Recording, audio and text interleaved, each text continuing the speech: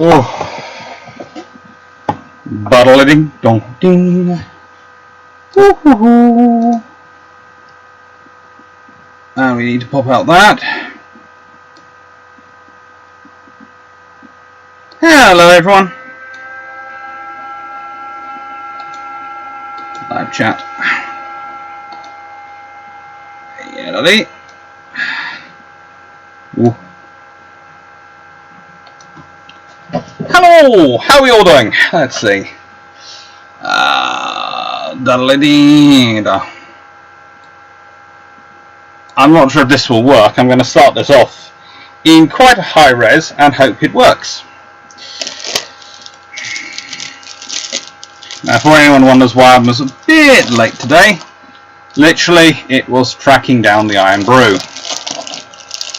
Hello, Carlman Gansberg. Hello, John Shea. You were first, I see. I really like the mini song at the end.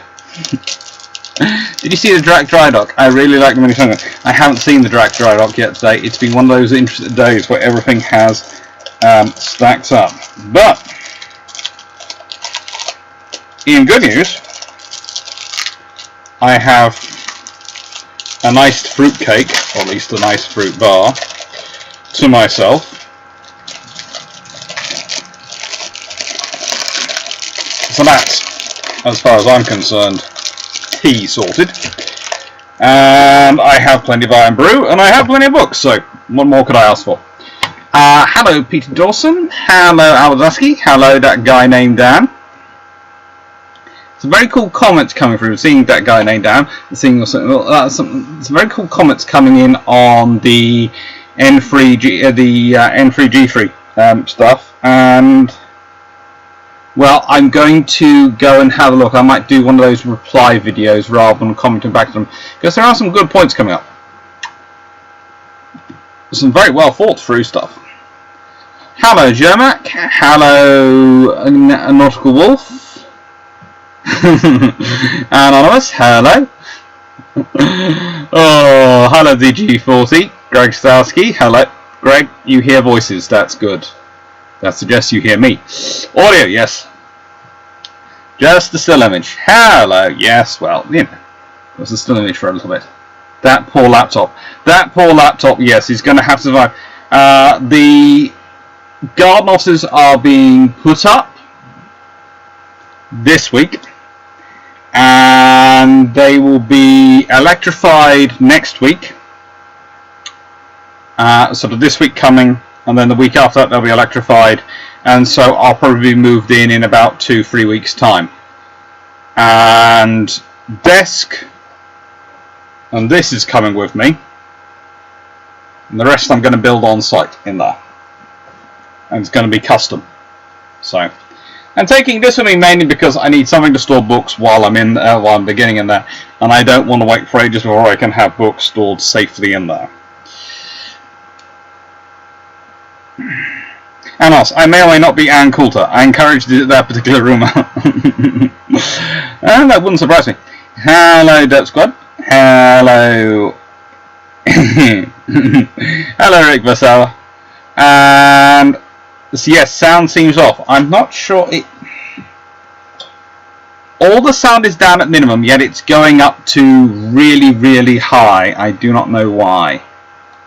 Let me go see the settings and check that it's getting the right sound. I think I've worked out why the sound is off.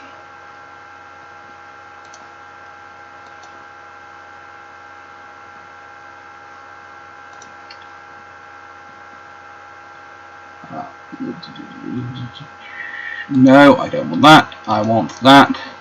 Apply. Okay. Hopefully that is better.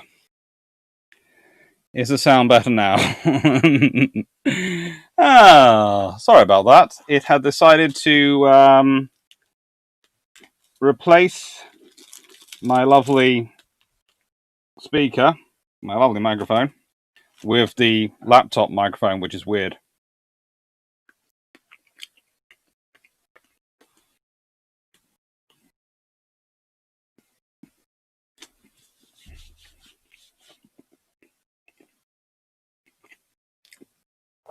Hello, Gordon Collins. Hello, Evan Hund. Much better. Glad it's much better now.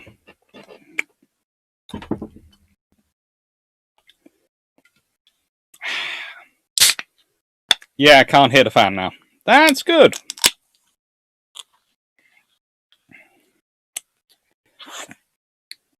The poor laptop is really... Well, all I hope is when I get the PC out of storage, it works fine. If not, I'm going to be having fun.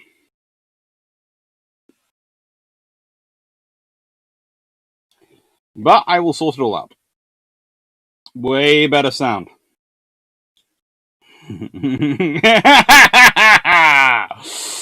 Your ears aren't bleeding at the peaks now. Ah, things are not doing my job properly then. Am I going to risk it? No. Literally, there is only one bit of the bin bag open. It won't go in, and then I'll just feel bad all evening.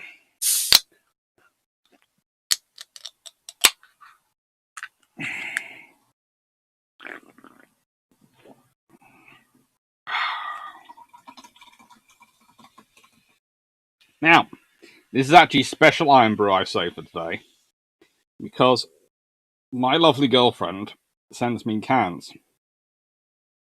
She's also the one who sent me most of the glass bottles.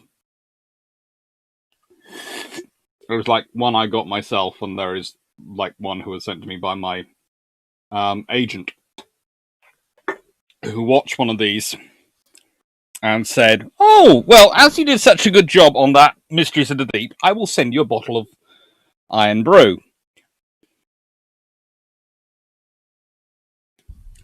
What microphone do you use? I use a Razer Siren Elite, which a very lovely fan sent to me. I'm not sure if he's on this evening, if Paul's on. Who basically went, because previously I was using my phone and the phone microphone, and decided he needed to save his ears because he was listening to me that much.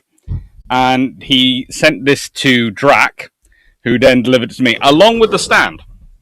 And I have to say, the stand is incredibly useful, because I can do all sorts of things with it.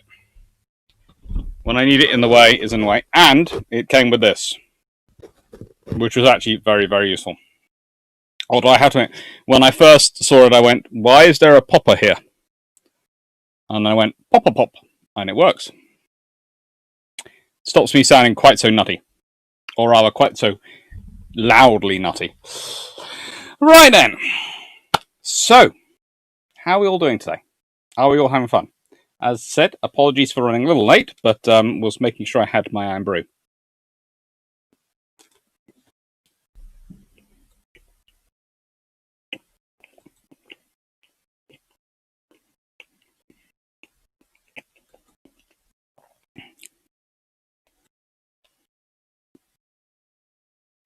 Mm-hmm.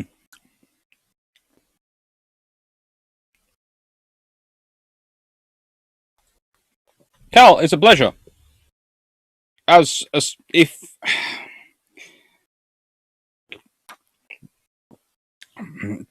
And speaking on the subject of Falklands, Carl was asking me about a question about the Falklands. I'm actually working on an edited volume with my girlfriend, because we organised a conference together for the 37th anniversary of the Falklands, which we actually called the Falklands Malvinas War Conference. And the reason we called it that was we were getting veterans from both sides together, along with academics from both sides together. And this led to a very interesting discussion on yesterday, actually it was. I thought it was Friday, but it was actually yesterday, with someone who is trying to organize a conference on the Second World War. And they said, "Oh, there's no Russians who are coming to it."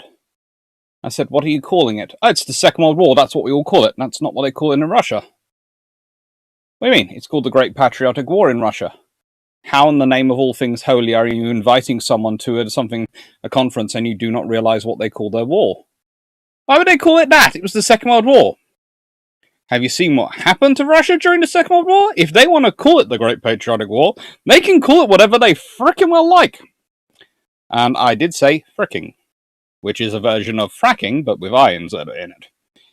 That is the closest I will ever do to swearing on swearing, really. Frigate is quite often the phrase I use. Because let's be honest, if you say frigate in the right way, it sounds like it's a rude word. We all know it isn't a rude word, but frigate does sound like a rude word.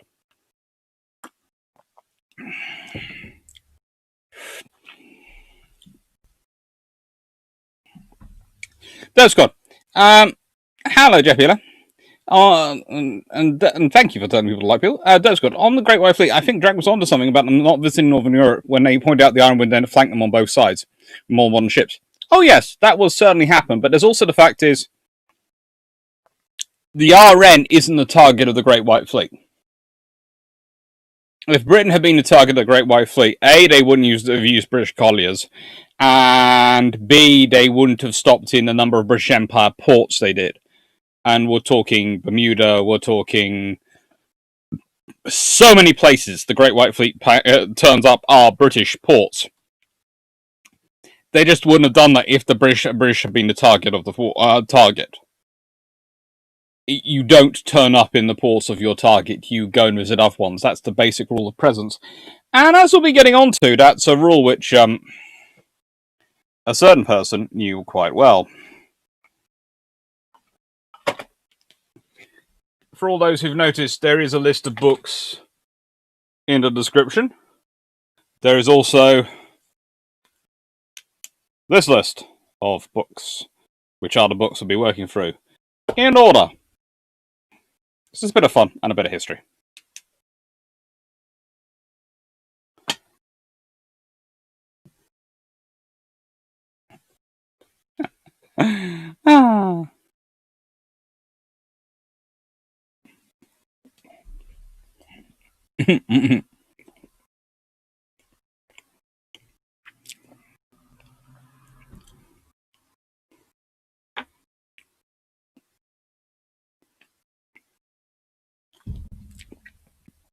Oh yeah, that too, Dev Squad.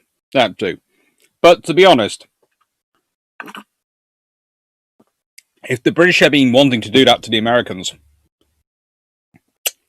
the Atlantic Fleet could have gone and visited the Mediterranean Fleet, and they could have taken that picture with them going through the Straits of Gibraltar.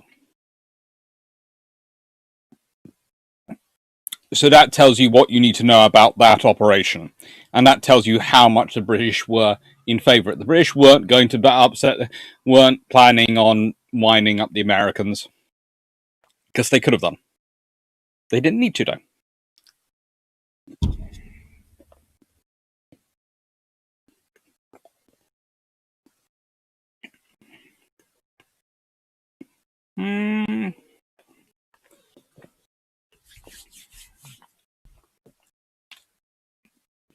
It's not today's topic, Carl, but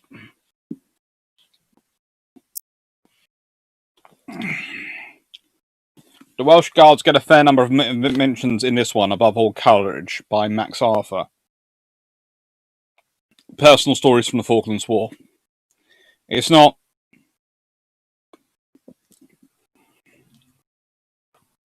There are lots of books I could give you which could tell you lovely factual histories. They go here, they do that, they do this. They take part in this action, they're this heroism and that heroism and all this thing.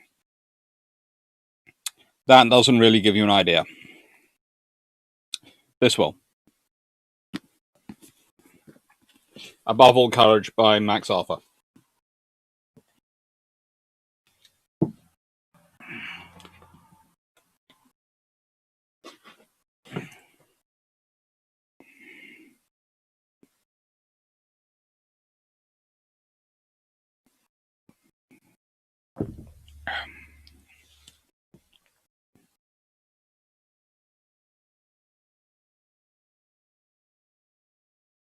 Has anyone ever read Room 40 about our intelligence World War II? 1. Signal intelligence and lots of activity by overseas naval attaches. Yes, and you are going to love You're going to love this week's coming Bruships bilge pumps. And let me just point out that something. Those people waiting for the competition announcements, it's going to come out on this week's bilge pumps coming. We actually recorded us doing our final discussion, really, of the topics and going through them. And, well, I think you're going to find the result interesting.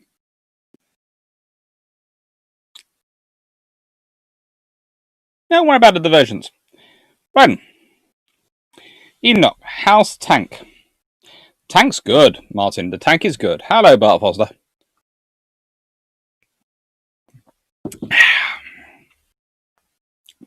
Honestly, an iron brew fuel tank would be unstoppable. I think there must be some sort of international treaty against that. Must be.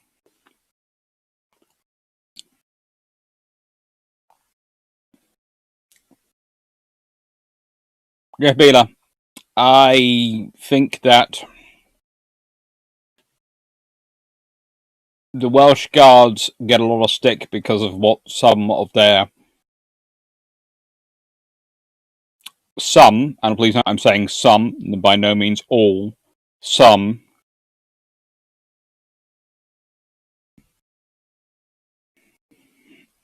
of the decisions made.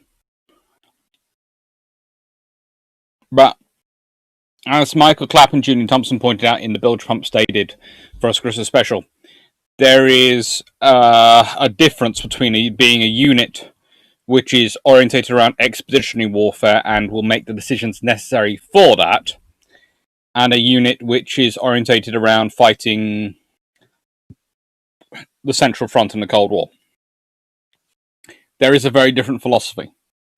There is a different philosophy on your approach to assets, there is a different philosophy on your approach to operational instructions, and there is a different approach to sort of things and orders, and there has to be for the circumstances you're training in. If you're being trained to fight against the unending massed resources of the Soviet Union in the Central Plains of Germany, that's going to require you to fight one style of warfare.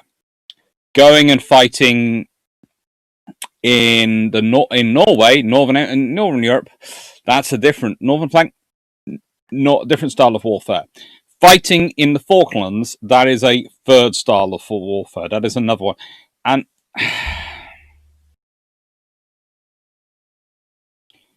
half the problem is you don't have the money or the budget to train troops to fulfill roles in every single style of warfare. You just don't.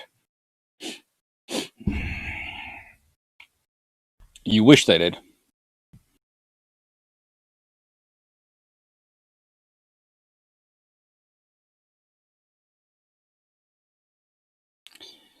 Lauren Perkins, good day. Is there anywhere one can access the drawings and text from the Bruships books that you have? I usually put up a list of where you can find them on Amazon, but it seems to not work internationally yet. Amazon are trying to fix that for me, but they haven't yet fixed it.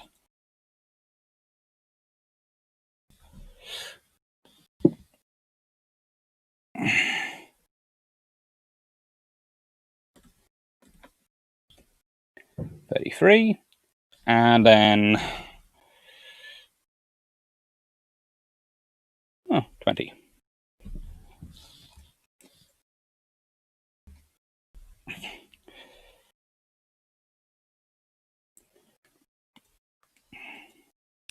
So,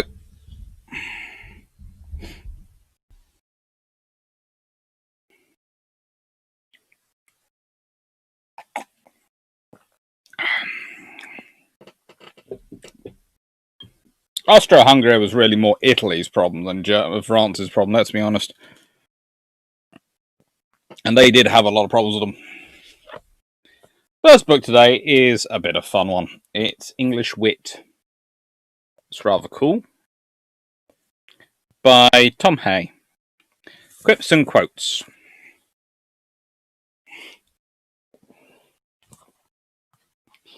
So,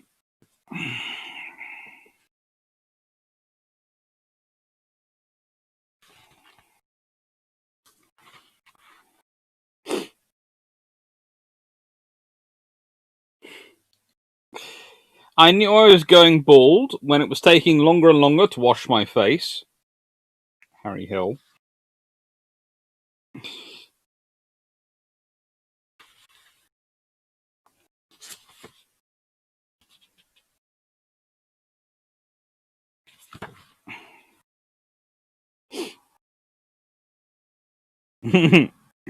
I'm getting to an age when I can only enjoy the last sport left. It's called hunting for your spectacles. That's Edward Gray.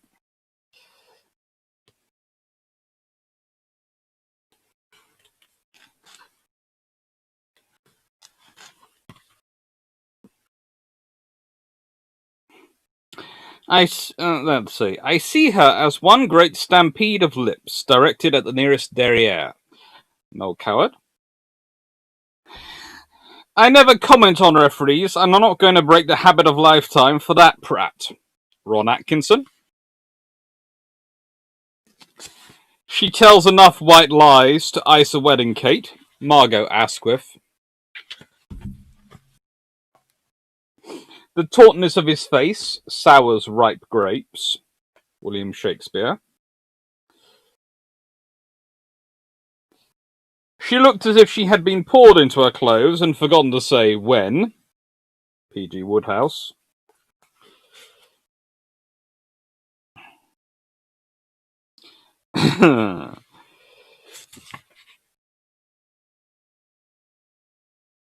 Is it always his desire to give his imitation of a semi-house-trained polecat? Michael Foote on Norman Tebbit. I think both rather enjoyed that exchange. Sir, you are like a pin, but without either its head or point. Douglas Gerald. Now that's a good one.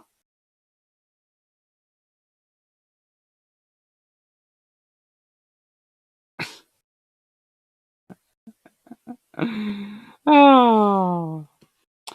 Never before in the history of fashion has so little material been raised so high to reveal so much that needs to be covered so badly. Cecil Beaton.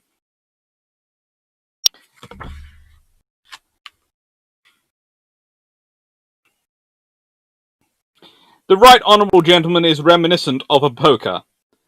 The only difference is that a poker gives off the occasional signs of warmth. Benjamin Disraeli on Robert Peel. Let's see. Oh, this one should be fun.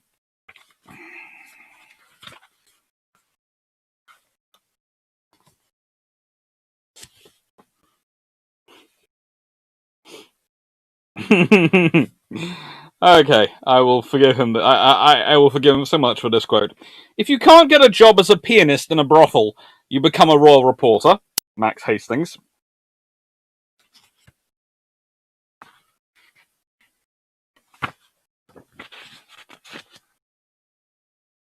I love deadlines, especially like the whooshing sound they make as they go flying by. Douglas Adams.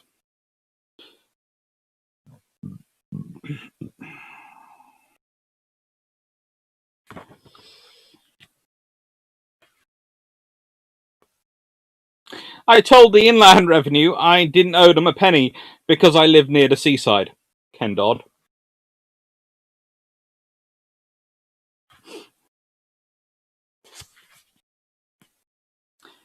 The employer generally gets the employees he deserves. Sir Walter Raleigh. If I'm going to speak of Raleigh, I should really see if he's coming up, shouldn't I?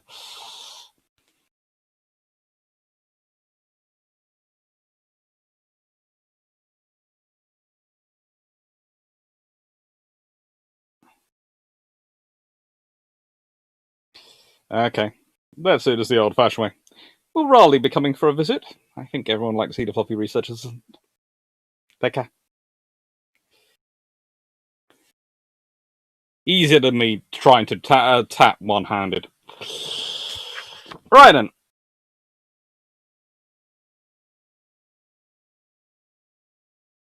When an actor comes to me and wants to discuss his character, I say it's in the script. If he says, but what's my motivation? I say, your salary. Alfred Hitchcock. Now there is a director I can support.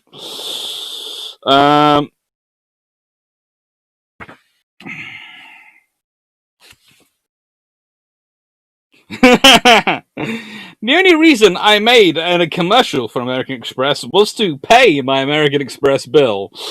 Peter Ustinov.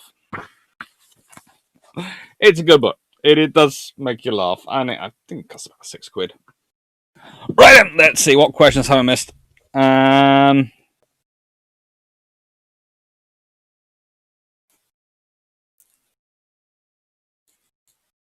it's a potential possibility. If he was a record, did have a record for marksmanship, you presume that would be the end. He didn't direction he'd go in the forces, but there is also other things it's what was his skill set in there. Was he a radio man? Was he? There's all sorts of different areas he could have ended up going into.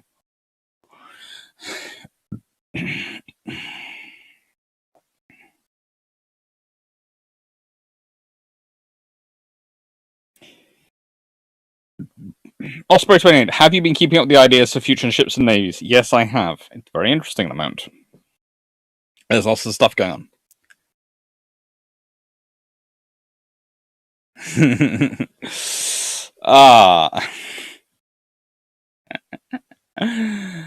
Well, I'm glad. The Steph Thompson, I'm glad you didn't miss it as well. Let's see.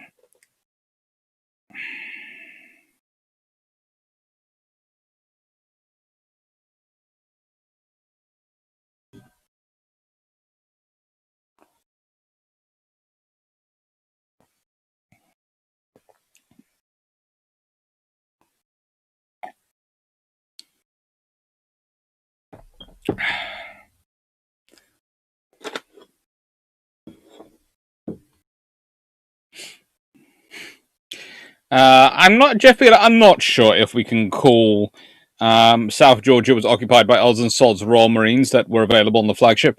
I'm not sure quite we can say that. They were some there was a whole company from 4-2 Commando, if I remember correctly, and yeah, they were fairly well equipped for South Georgia.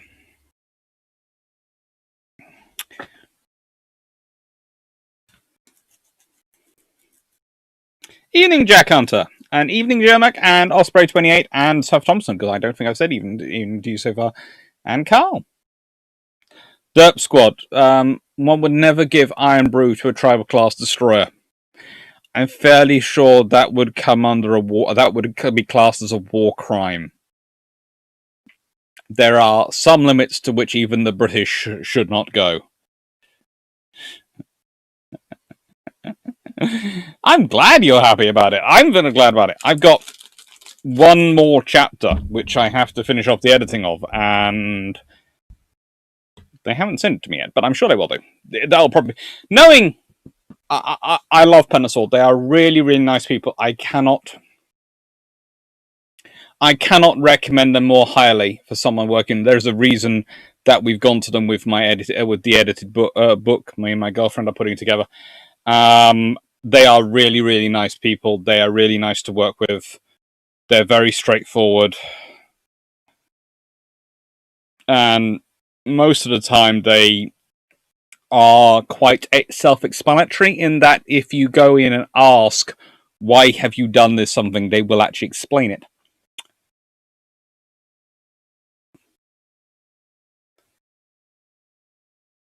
Which is very, very good of them. It takes time to get things right, though, but that's because they want to get the things right. And when you realise that, you sort of go, well, perfection I'm quite happy to wait for in some respects.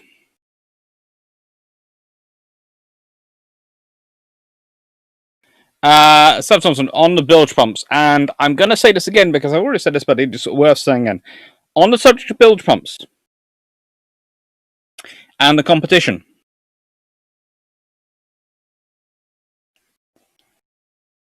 I think there are going to be some very excited people after Wednesday. and I honestly couldn't be happier with the final decision we made, because one of the things we were really, really overjoyed with was just the quality of the responses. I mean, we had so much and such high quality sent to us. It was just a case of, wow. We were honestly expecting 2 or 3 good quality ones, and the rest to be not so much good quality, not so much bad quality, as more jokey. And instead, every single one we got was not only very serious, but very good quality, and it made the job immensely more difficult to pick. But we did.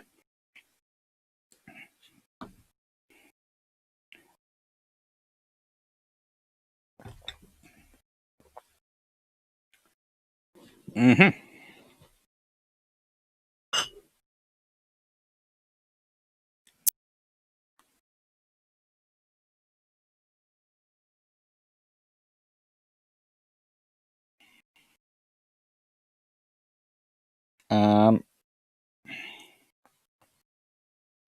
Jeff, I'm not going to get into the debate here because today isn't about the Falklands, but from memory of talking with the CO who was involved in the 4-2 and the particular people who were involved in directing Operation Parakeet, I don't think any company was sent away because of threat of the RG sub. They were definitely there and definitely used. They were used as quickly as they could be used. There wasn't that much space, or they didn't have that many landing craft or boats, and they especially didn't have many options after they lost as many helicopters as they did. But, yeah. Hello, Seth Lavery. Excellent. Thank you. It's very kind of you to say that. Gal Harmon, I'll enter if you do it again. We will be doing it again. We will be doing it again. I'm not sure when we'll be doing it again, but we will be doing it again. So, Jack Anna, I've not caught up with Bill Trumps. What are you referring to?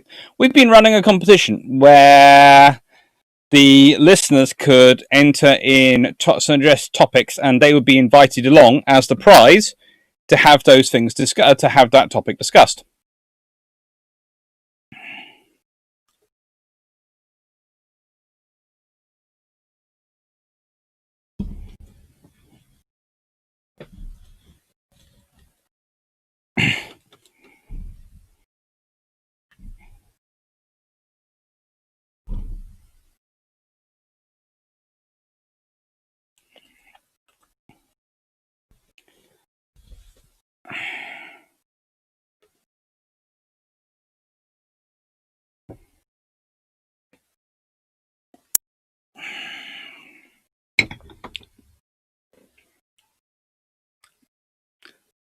So there is no problems with re-asking a question. I would have just said look at the earlier answer if I'd had a problem with it. It's worthwhile asking and answering these things. Is the book on time for release? We hope. COVID and all the other things allowing, it will be.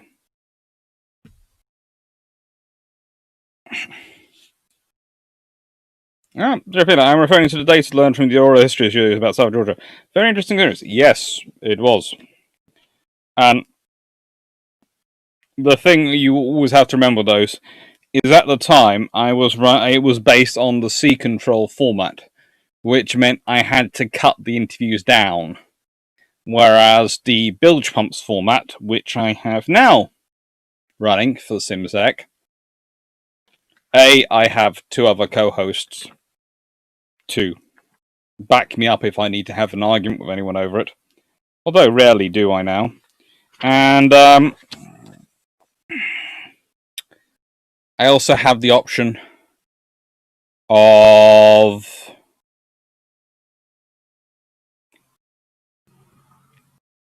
how do I put this politely? Being as long as I like and just dividing into multiple parts, which I do. Right. This book is Battles of the British Navy, published by Bond's Illustrated Library, and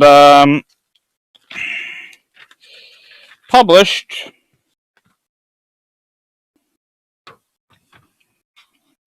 in 1880. So it's one of my older books, but not my oldest book by a disturbingly long way. It's definitely in the top 10. That one. Yeah, 10, 11.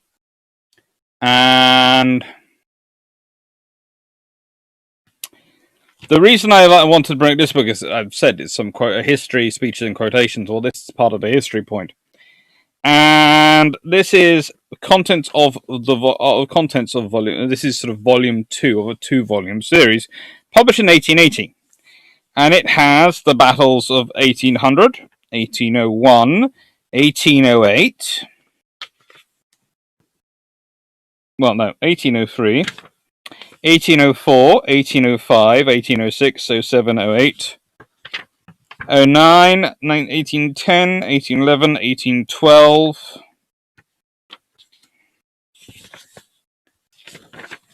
1813, 1814, and 1815.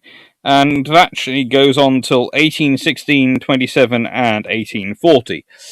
Apparently, there are no other battles worth covering in those 40-odd years.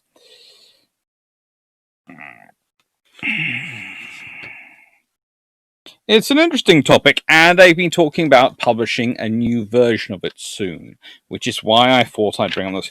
Interesting enough, they decided they're not going to publish another version of Volume 1, which was published in 1879, and I haven't yet found a decent enough copy that I can actually purchase and use for teaching, because it basically needs to be a good enough copy that I can actually get pictures of documents, pictures of the pages from. There's some lovely pictures in here. Amar Ramirez, James Samares, and a few others. It's really nicely and really well illustrated. And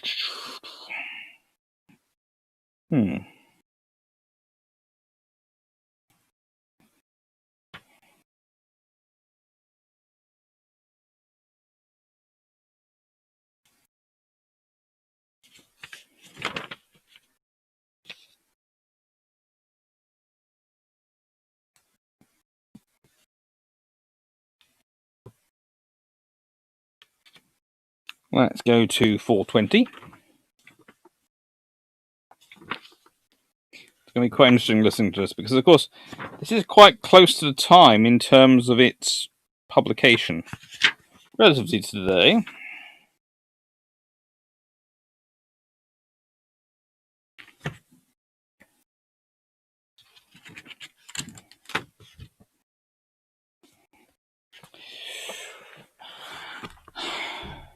What is the importance of making a good speech in a naval officer's job? Well, it's the difference between being able to inspire the people who are following them and the people who and not. Also, it's quite useful for doing politics.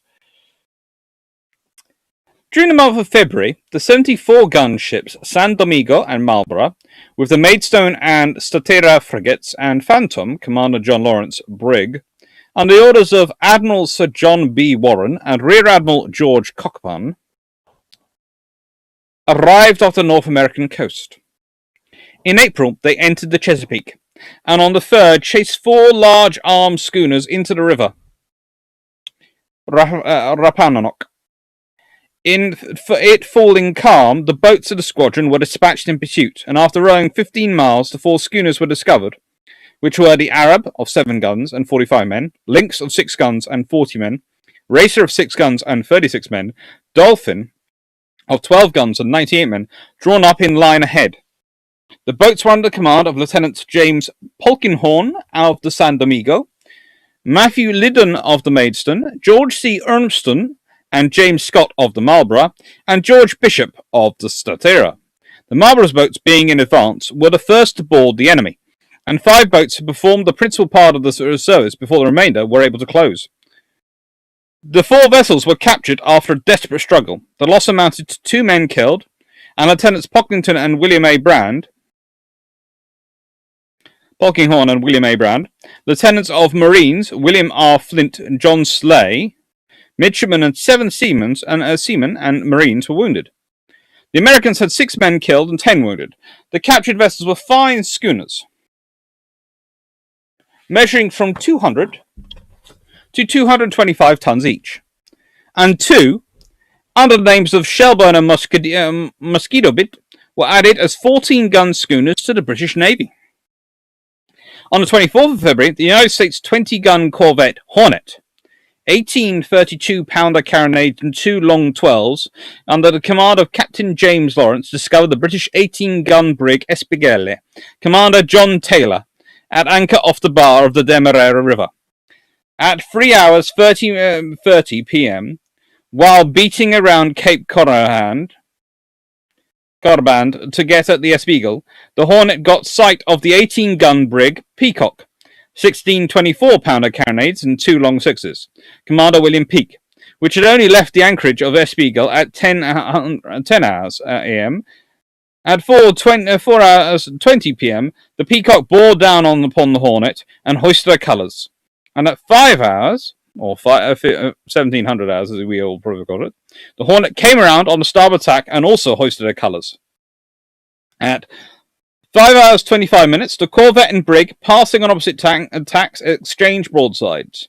The Peacock then wore round under the stern of the Hornet and engaged her to leeward, but after receiving the Peacock's broadside, the Hornet bore up and ran her on board on the starboard quarter. In this position, the Hornet kept up such a destructive fire that at 5 hours and 50 minutes, having her commander killed, 6 feet of water in her hold, and the hull and mast cut to pieces, the Peacock hoisted in her forerigging and ensign with the Union downwards as a signal of distress. Shortly afterwards, her main mast went by the board. Both vessels were immediately anchored, and every exertion was used to save the Peacock, but the efforts of both crews were unavailing, and in a few minutes she sank in 5 fathoms of water, carrying with her 13 men, only 4 of whom were rescued. Of her crew of 110 men, the Peacock lost her commander, 4 seamen killed, her master, 1 midshipman, 1 carpenter, captain's clerk, and 29 men wounded. The Hornet received some trifling damage in her spars, and about 163 men and boys had 1 man killed and 2 slightly wounded. On the 26th of February,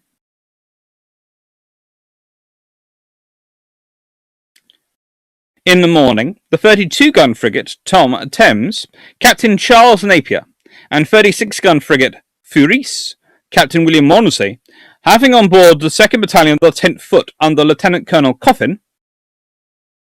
Does anyone like a name called Lieutenant Colonel Coffin? Would anyone actually...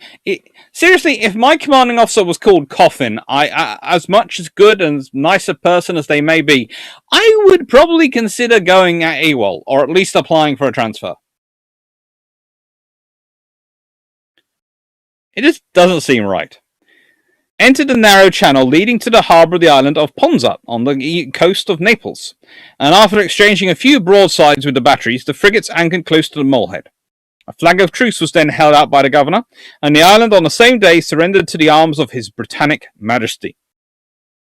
Basically, let's see, they turned up with 68 guns. That's a fair number of batteries.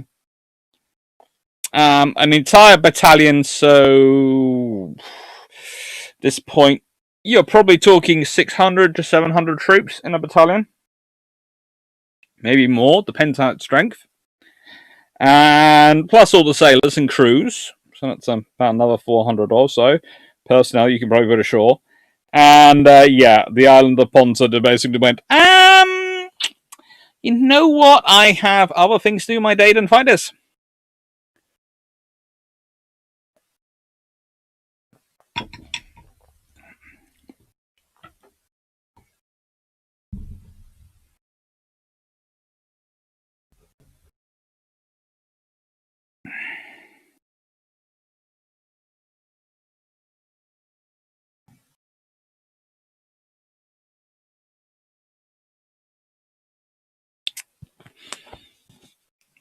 This is a very interesting book, and if the republished version does come out, I will immediately highlight it on the channel. But I wanted to talk about it again today because of that. Also, don't know how many of you have seen one of these. Different people have seen lots of them. Some people haven't.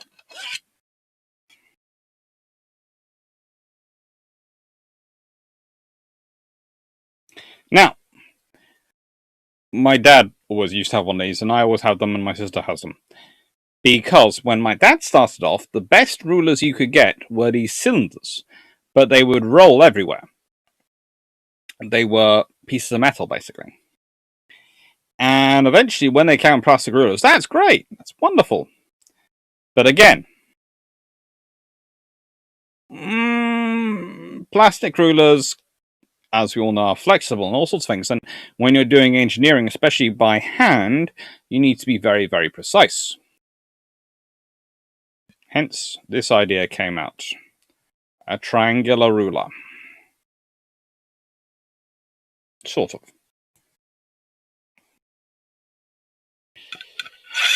And if you keep them properly, they last for years and are very good. Admittedly, mine was a freebie given to me by a concrete company, but worth it. And it had its own case. Engineer's 6-scale rule. Yep. It's a good one.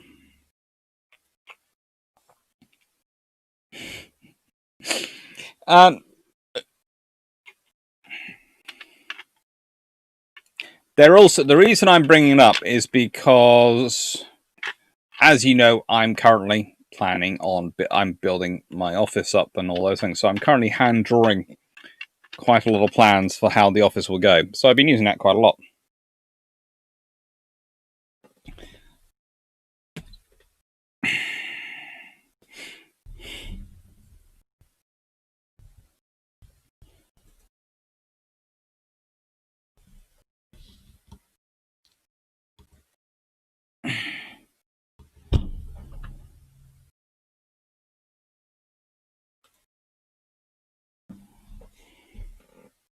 They are great, Nautic Wolf. And they do make life a lot easier. A lot easier.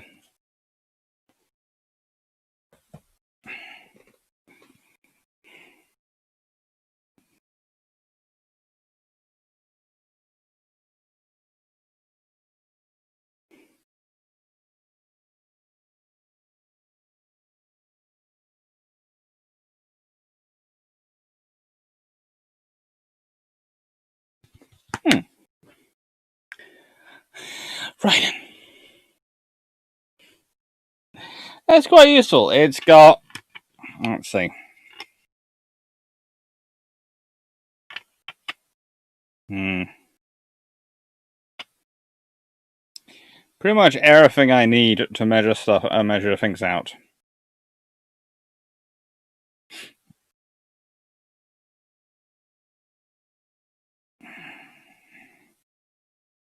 And you have all the ratios written in it, so you can easily work things out. 1 to 5, 1 to 50, 1 to 100, 1 to 200. Makes life easy when you are drawing things up and trying to scale them. It really does. Alright then. Next book. Winston Churchill, The Wicked Wit of.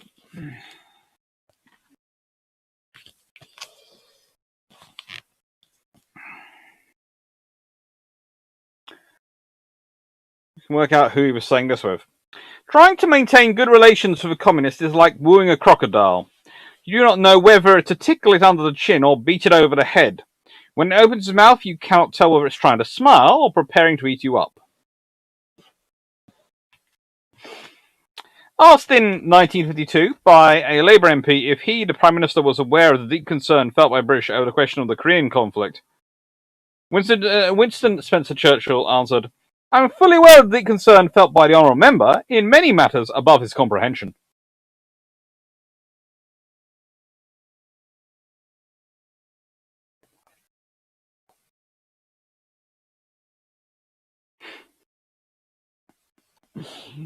Ah.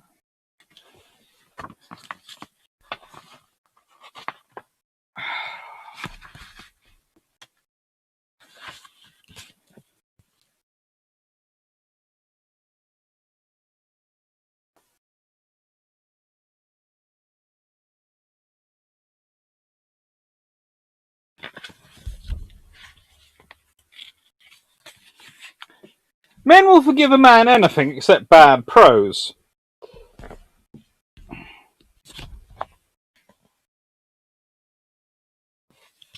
In one of the many documents that came Winston Churchill's way, a Silverstone got out of his way to be grammatically correct and had clumsily avoided ending a sentence with a preposition.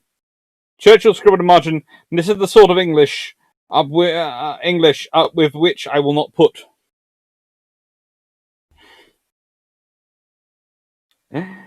And this is a question which actually could be good for our modern day. We must have a better word than prefabricated. Why not ready-made?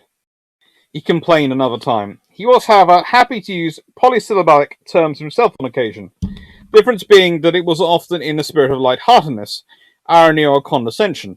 In 1906, referring to the government's denials of the exploitation of Chinese coolies in South Africa, he said, "Perhaps we have been guilty of some terminological inexactitudes."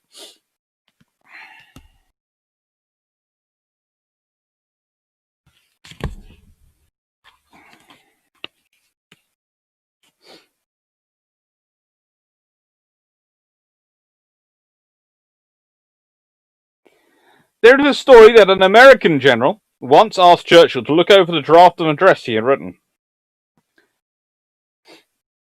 We can all guess who that general might have been. It was returned with the comment, "Too many passives and too many Zs." The general asked him what he meant and was told, "Too many Latinate polysyllabics like systemize or prioritize and finalize." And when the passives, what if I had said instead, "We shall fight on the beaches"? Hostilities will be engaged with our adversary on the coastal perimeter?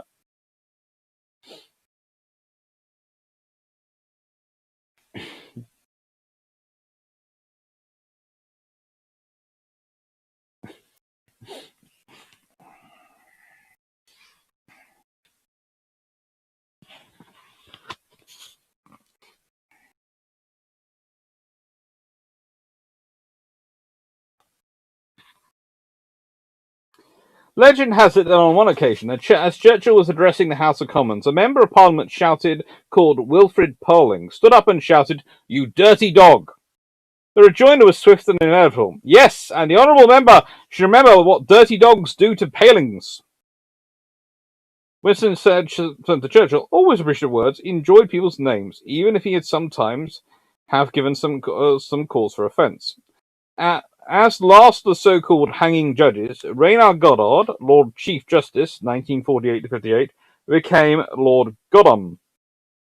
While at the Admiralty, Churchill's principal private secretary was called Eric Seal, appropriate enough, and it gave Churchill much pleasure to be able to ask a secretary to fetch Seal from his ice floe. And when the name of Sir Alfred Bossum came up, his comment was, "Bossum? What an extraordinary name, neither one thing nor the other." And Admiral Sir Dudley Pound had a name that could be played with. On receiving a report from the Admiral with which he did not agree, Churchill wrote under Pound's signature, "Pennywise."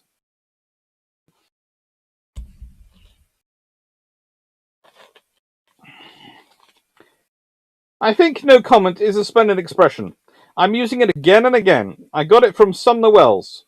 Winston Churchill informed reporters at Washington Airport as he was leaving after a conference at the White House with President Truman in February 1946. Sumner Wells, the American diplomat and writer, was U.S. Undersecretary of State 1937 to 42.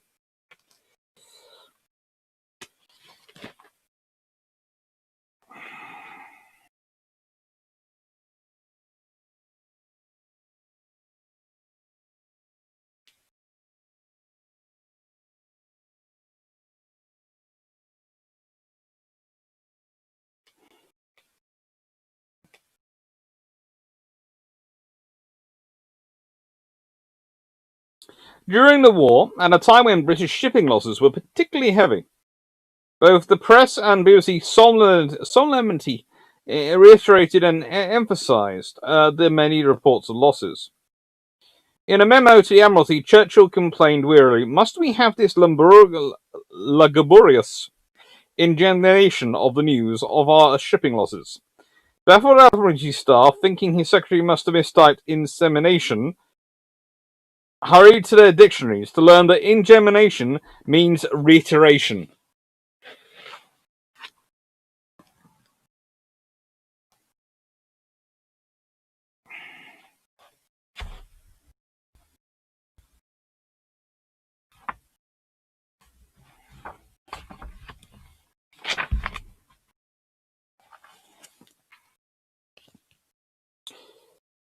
I can well understand the honourable member's wishing to speak on. He needs to practice badly.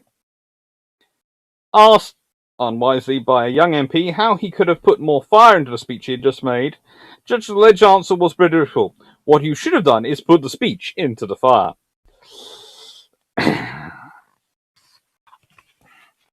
Churchill's opinion of the Admiral and intermittent MP, Lord Charles Beresford, given in a speech to House of Commons in 1912, as an orator gives us a taste of his firm views on public speaking. It is worth noting, however, that Beresford was one of those who made very clear his opposition to Churchill's election as a Member of Parliament. "He is one of those orators," Winston Churchill snorted, "of whom it was well said, before they get up, they do not know what they are going to say. When they are speaking, they do not know what they are saying. And when they have sat down, they do not know what they have said."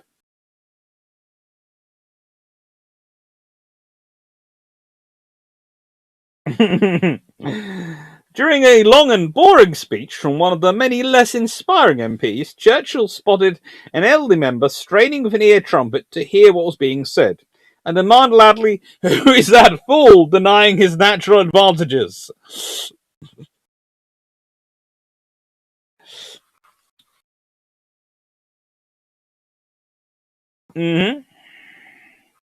Ignomation is the spelling of the word, yes. Ingemination. Yes. There are times when even I find Winston Churchill and there are words I'm sort of going, I'm going to pronounce it as spelt and hope I get it right. He does have a fun habit. He was a walking dictionary, I swear.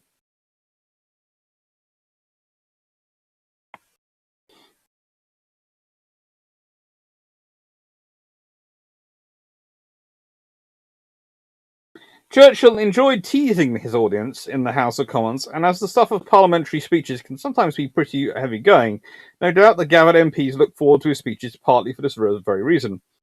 "Of course, it is perfectly possible for an honourable member to prevent my speaking, and indeed I do not want to cast my pearls before," he conceded one day, pausing as the entire House expected to hear, waited expectantly for swine, "those who do not want them." They no doubt knew that Churchill was fond of pigs. More fond than he was of them than humans.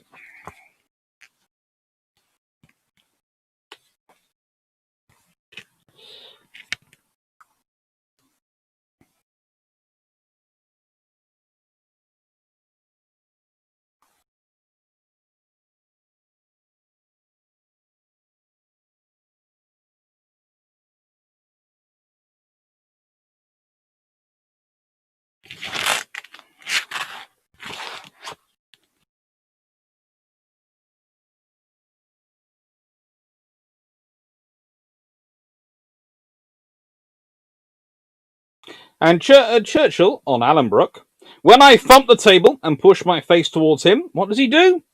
Thumps the table harder and glares back at me."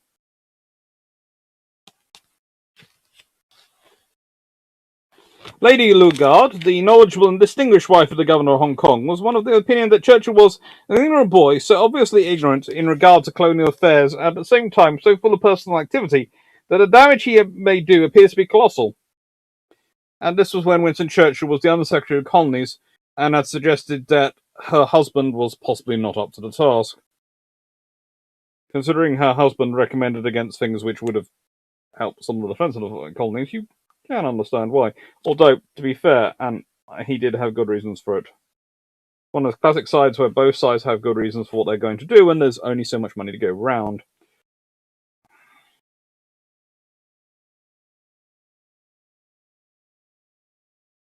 Margot Asquith, Herbert Asquith's second wife,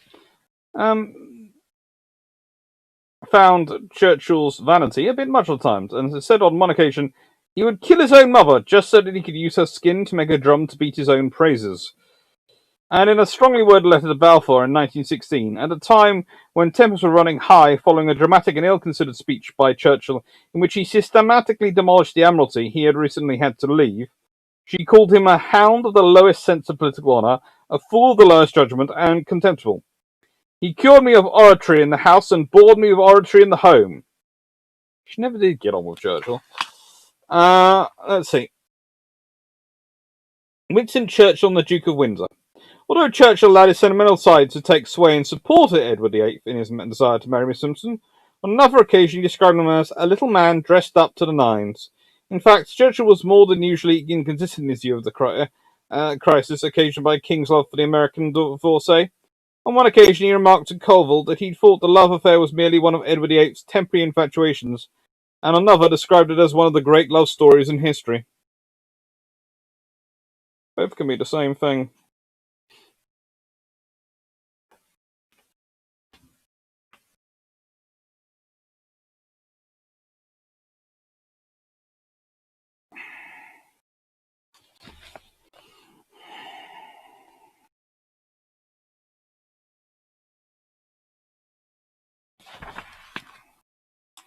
Winston Churchill and Stanley Baldwin. The government cannot make up their minds, or they cannot get the Prime Minister to make up his mind. Churchill wrote of Stanley Baldwin's government in 1836. So they go on in the strange paradox decided only to be undecided, resolved to be irresolute, adamant for drift, solid for fluidity, all powerful to be impotent. Asked to send an 80th birthday letter to Baldwin, Churchill declined. I wish Stanley Baldwin no ill, but it would have been much better if he had never lived. He had perhaps forgotten that it was Baldwin who had given the post of Chancellor at the Exchequer in 1924, an appointment which had delighted him and filled him with great excitement.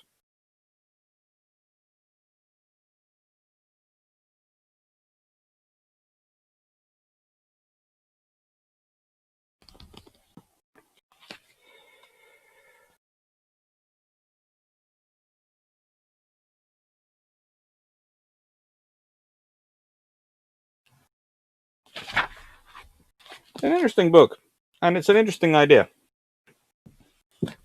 And let's see what questions I missed.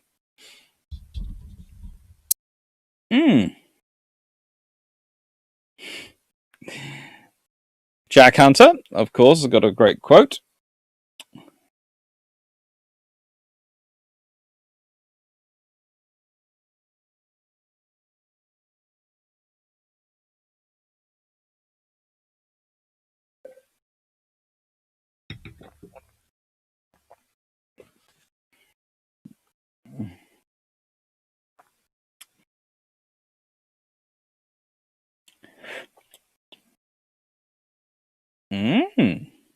Interesting times.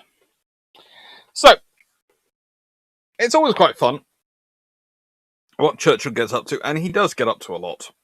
He is that type of personality.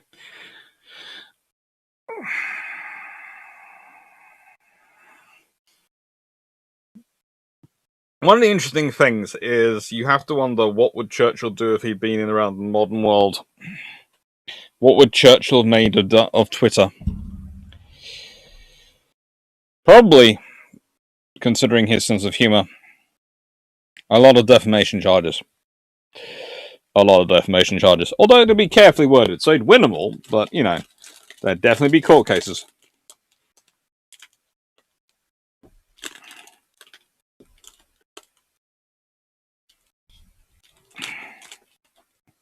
Always the court cases.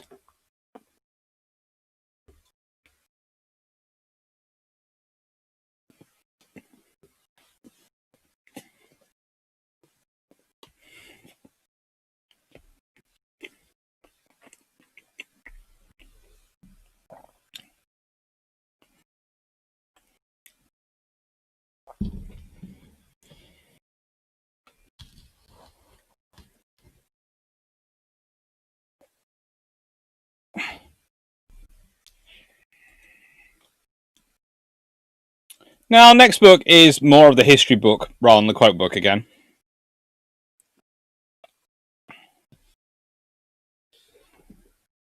But it seemed appropriate this week with all I've been discussing.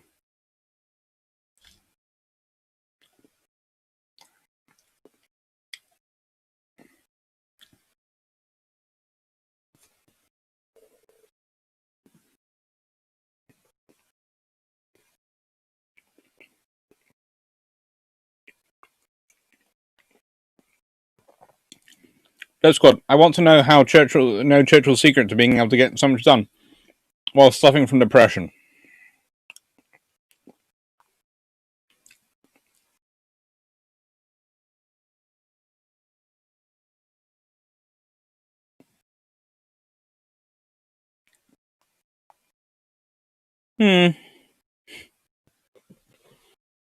Certainly an interesting one.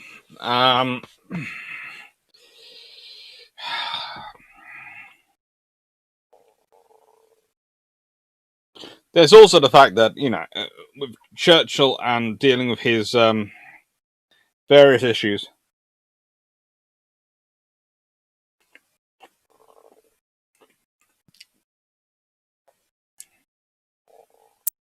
he had a lot of goals.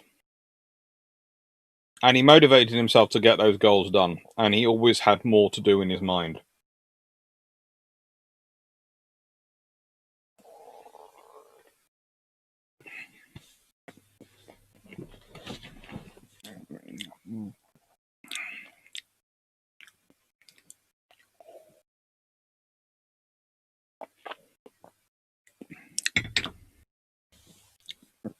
I'm not getting into Stafford. I'm not getting into the contest of Trump versus Churchill on Twitter. That is a what-if scenario, which frankly would scare the bejesus out of most people on Twitter. That would break the internet with so many people retweeting stuff.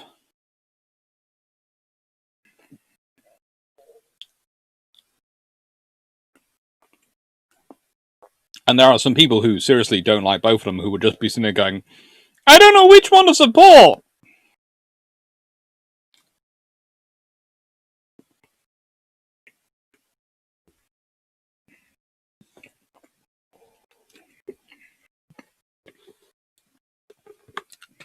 The naval operations of the war between Great Britain and the United States, 1812 to 1815, by Theodore Roosevelt. Now, as I said,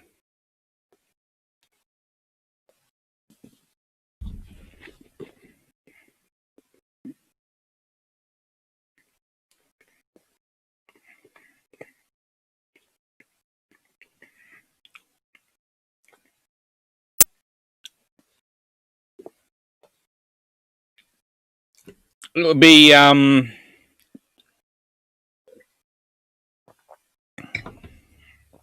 interesting in that Roosevelt is as much a naval historian as he is anything else. And he's a fairly good historian. And this means he produces some good history books. And this features in terms of how he's looking at things like the Great White Fleet, how he's looking at these things, all these kind of going on.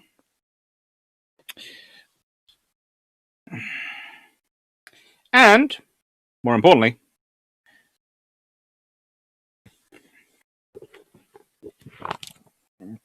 how he wants to get into work. Teddy to this Twitter battle and we were really destroyed the reality. I'm fairly sure Theodore and Churchill would gang up on Trump. Mainly because, and I don't really want to get into this discussion, but I will reveal this little bit of thinking.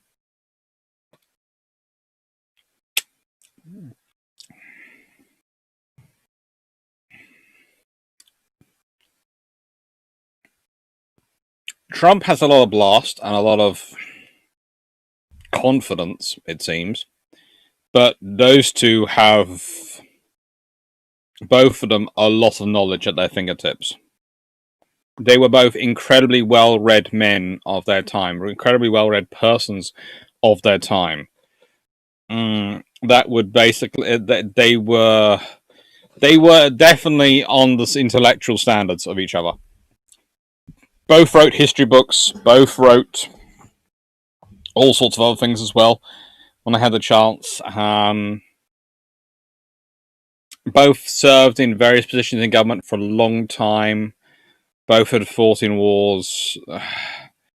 Yeah, I wouldn't be surprised if Teddy Roosevelt and Winston would have ganged up in that one. Then there would have been a battle between the two of them just to see who was more right.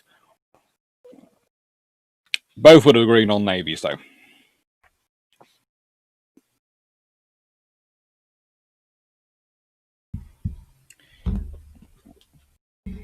John Shea, if that happened, I would just buy about 4 bottles of Iron Brew and presume I wasn't sleeping for next week, because I doubt they would either. Any of them would stop until they run out of everything to say.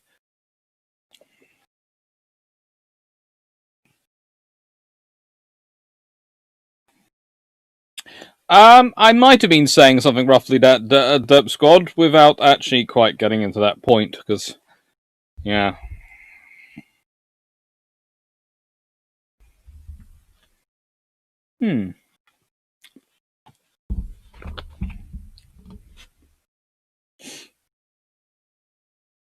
On September the 5th, while standing alone along shore near Penguin Point, a few miles eastward of Portland, Maine, she descended descried at the anchor inside the British gunner and brig Boxer, Commander Samuel Blyth, at about her own size, with 2 carronades less and only 66 men in the crew. The Boxer at once hoisted ensigns fore and aft and bore up for the Enterprise, which was then standing in on the starboard tack. But when the 2 brigs were still 4 miles apart, it fell calm. At midday, a breeze sprang up from the southwest, giving the Enterprise the weather gauge, and she manoeuvred for some time before closing in order to try the comparative rates of sailing of the vessels. At 3 p.m., Lieutenant Barrows hoisted 3 ensigns, shortened sail, and edged away towards the Boxer. Commander Blythe had nailed his colours to the mast, telling his men that they should never be struck while he had life in his body.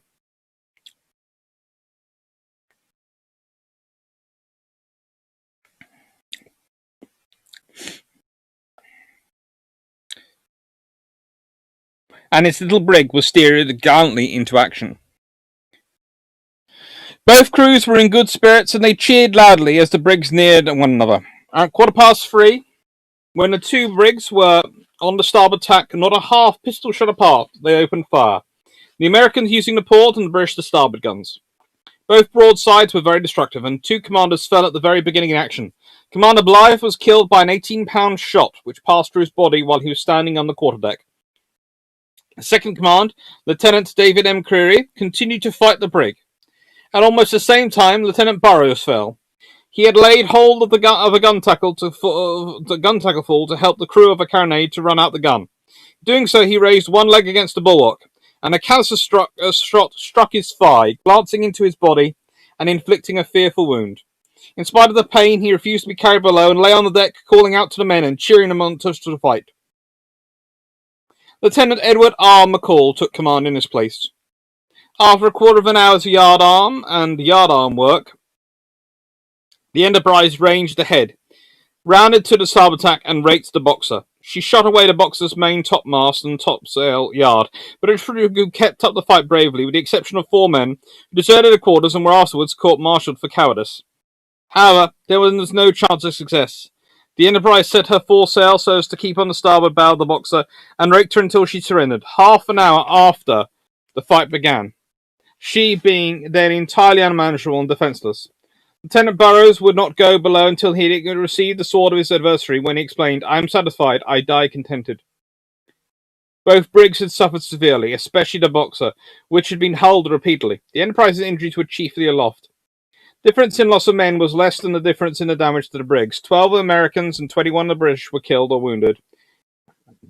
The British court-martial attributed the defeat of the Boxer to a superiority of the enemy's force, principally in number of men, as well as to a greater degree of skill in the direction of her fire and to destructive efforts of the first broadsides. The main factor was disparity in force, the difference in loss being very nearly proportional to it. Both sides fought with equal bravery, and difference in skill, though appreciable, was not marked. Naval dinner given at New York shortly afterwards, one of the toasts offered was the crew of the Boxer, enemies by law, but by gallantry brothers. The two commanders were both buried at Portland with all the honours of war. This is what I love about Roosevelt. Commander Samuel Blythe, born in 1783, had held his rank since September 5th, 1811. If my memory of the spot serves me right, all right, a single tree overshadows the graves of both commanders. Roosevelt. We're doing the Great White Fleet on Thursday. We're doing the live on Thursday, and it is going to be interesting. Also, suggestions are open for February's topics. There is a suggestion open for the patrons of February topics, so that is open for any patrons watching. And this is a good book.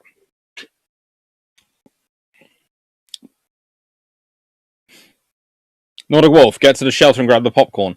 I'm not sure I would say get to the shelter and grab the popcorn. Grab the iron brew. Popcorn can wait. You're going to need something substantial if you're going to keep up with those three. It wouldn't have stopped. It would not have stopped. And actually, I have to admit, I often wonder why none of the sort of political leaders of the world have challenged anyone else to a Twitter debate. So that'd be an interesting way. Instead of having a war, let's have a debate on Twitter.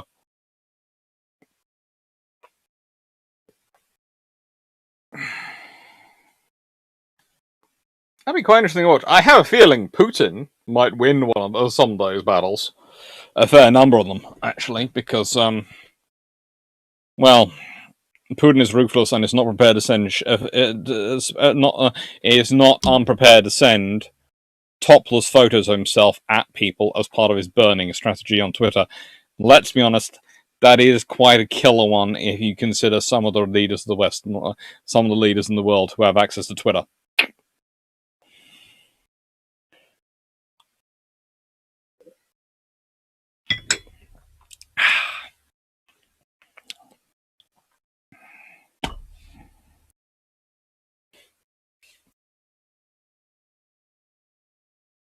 Any questions coming?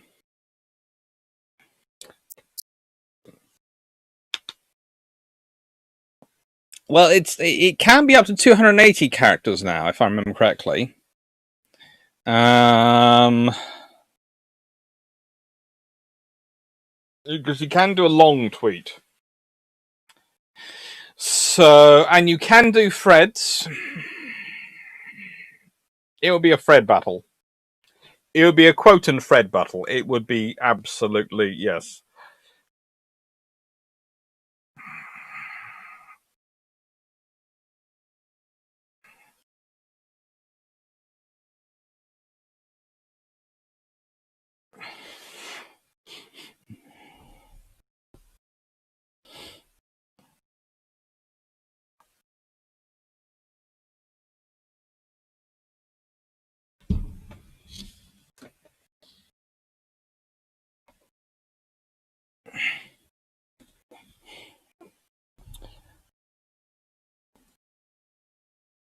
Definitely full of various things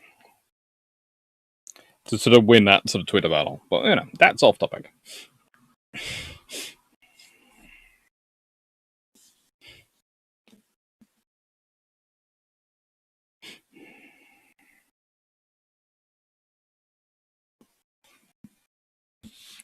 Now, the Naval Route to the Abyss. Now, this is not an actual copy which you buy on the shelves. I'm fairly certain the actual copy is a far more individualistic cover than this. This is a Navy Records Society Publications Routledge.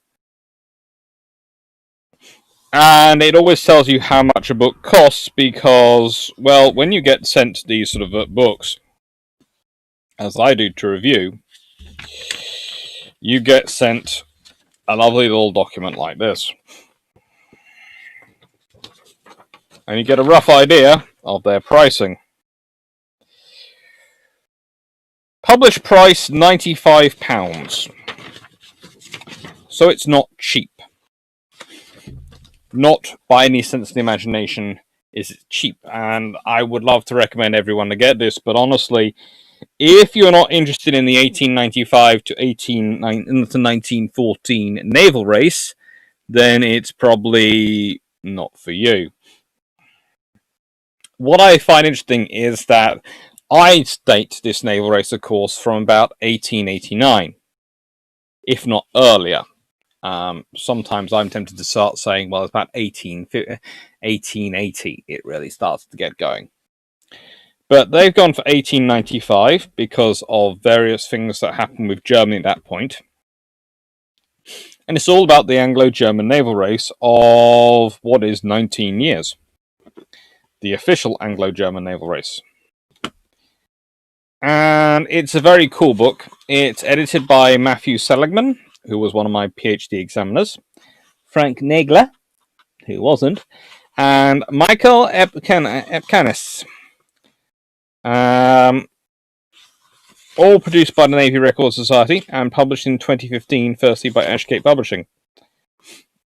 Its chapters include Tirpitz's Ascendancy, the design and initial execution of Naval Challenge 1895 to 1904/5. Recognizing the German Challenge, the Royal Navy 1898 to 1904.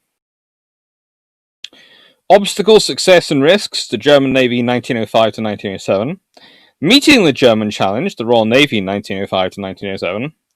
Tirpitz Triumphant, German Naval Policy 1908 to 1911. Surpassing the German Challenge, the Royal Navy 1908 to 1911. Decay, German Naval Policy 1912 to 1914.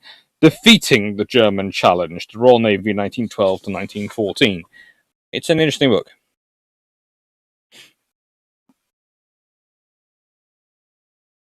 Jeff Miller, how the RN officers trained to make rousing speeches, how they're used in the modern Navy. Honestly, it's more of a show, not tell, and you have you see how your colleagues do it. There are some stuff, but not as much as not as much as there could be. There's various optional classes involved.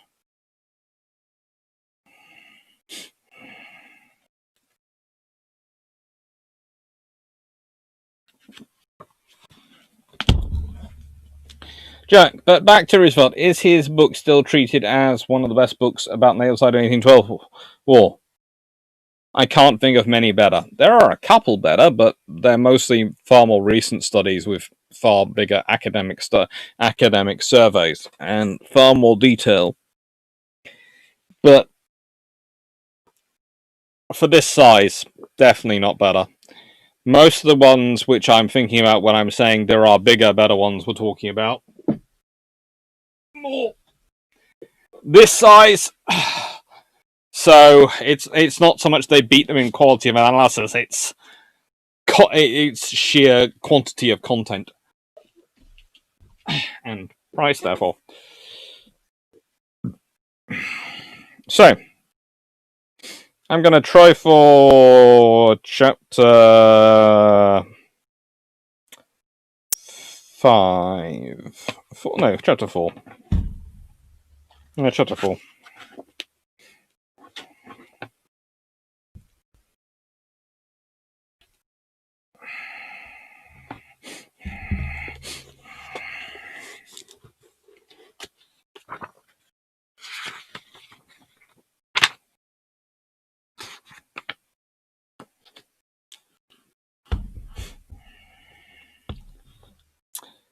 This is the TNA FO 64163 on 10th of May 1905 by Charles Ottley to the Assistant Secretary, Committee of Imperial Defence.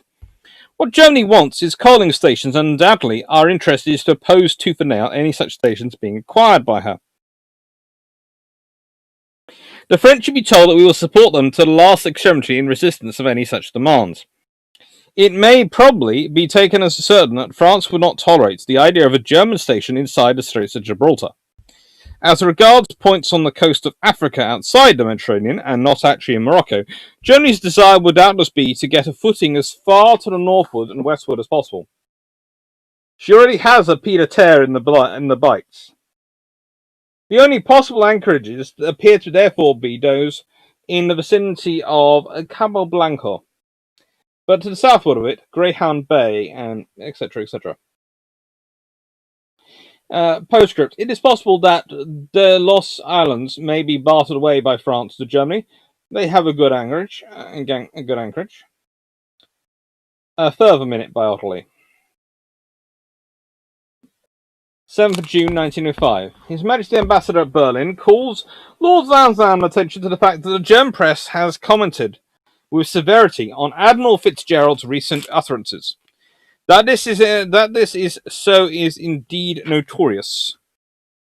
And from the point of view of our German relationship, those irresponsible utterances have therefore, it would seem, a painful and untoward aspect. But viewed from the standpoint of our growing friendship with France, Admiral Fitzgerald's diatribe seems to even more regrettable. Admiral Churchill and those who think with him appear to forget that by the temporary eclipse of Russia's naval and military power, Germany is relieved for the presence of a wholesome check. For the next few years, Russia can exercise no great pressure upon Germany's eastern frontier. Germany is therefore free to concentrate almost her entire military strength upon her western boundary. It seems, in a world as though it was no longer Germany that suffered from isolation, but that France, deprived of all effective assistance from her ally, is now in that position. This is an aspect of European politics which must form an ever-present preoccupation to French statesmen. Hence, the welcome that Frenchmen extend to the idea of Anglo-French good understanding must always be qualified by the proviso that that Great Britain must do nothing which might tend to drag France into a policy of dangerous adventure. In last analysis, the situation presented itself to Frenchmen somewhat as follows. The bickerings and angry suspicion of Germany, which Admiral Fitzgerald voices, and which are so much in evidence in the English newspapers, might, in some moment of popular excitement, lead to war. If France flung herself into the struggle beside Great Britain, such a war could have but one result at sea, namely the annihilation of German sea power and the loss of Germany's colonies and ocean trade. For so far as Great Britain was concerned, the risk incurred would not be great. But in an Anglo-French war against Germany, side by side with the triumph of the Allies at sea, might occur an invasion of French territory in a vast land campaign in which France would be outnumbered and from which, in any event, she would not hope to emerge without terrible losses of blood and treasure. That France should recoil from this prospect is but natural. That she should not refuse to join in Britain's germaphobe newspaper propaganda is therefore the truest prudence. Hence, those who wish well to an Anglo-French entente cordiale will do well to avoid wounding German susceptibilities unnecessarily. The proper course of Britain to pursue at the present junction is plain. She should give her whole moral support to France, but she should abstain from any unnecessary action calculated to arouse German antipathy, which, on the other hand, she should secretly and sedulously perfect her arrangements for instant readiness for war.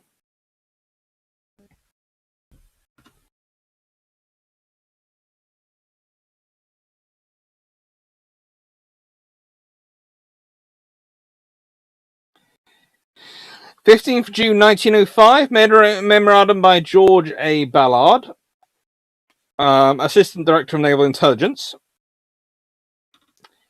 TNA ADM 11610443B. Most secret, the war rendezvous of the Channel Fleet and attached ships will be as follows on mobilizing unless otherwise ordered. In summer, a war against Germany, in summer, Dogger Bank. Against France, Seoul Bank. In winter, against Germany, Firth of Forth. Against France, Milford Haven. The information is on no account to be imparted to anyone except the Director of Naval Intelligence and the head of West of the War Division. No other person, whatever, is aware of it except the First Sea Lord. The DNI and HWD are to transmit the orders to their successors in this form, by order of the First Sea Lord.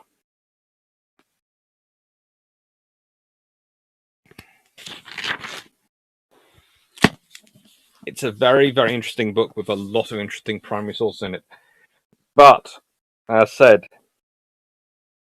it's £95.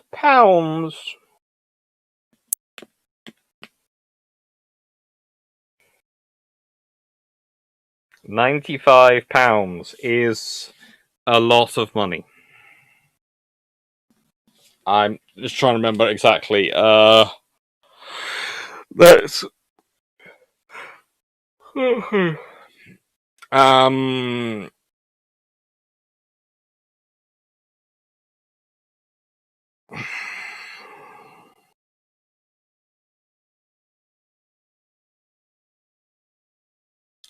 $120 at the moment.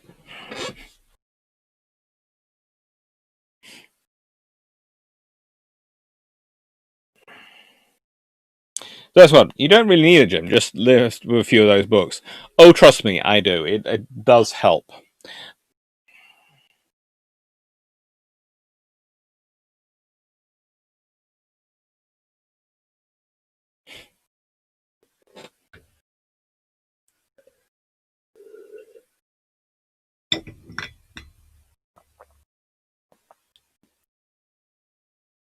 Hmm.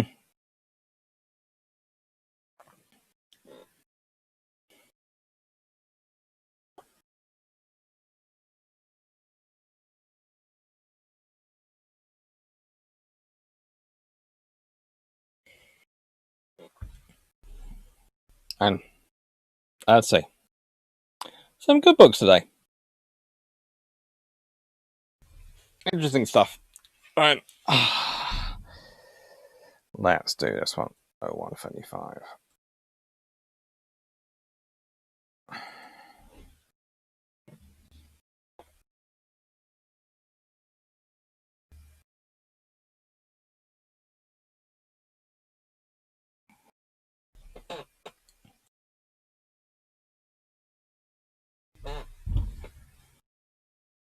Hello, Bolivar.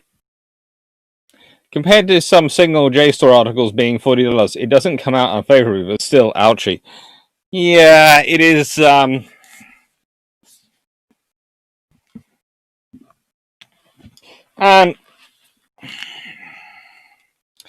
comes with one other thing, which is pretty darn cool.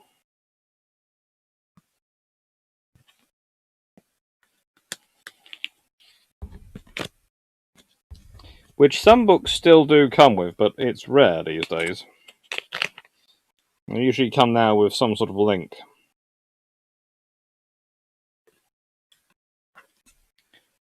Comes with an actual CD of all the documents on there. So there is a CD in the book of all the documents.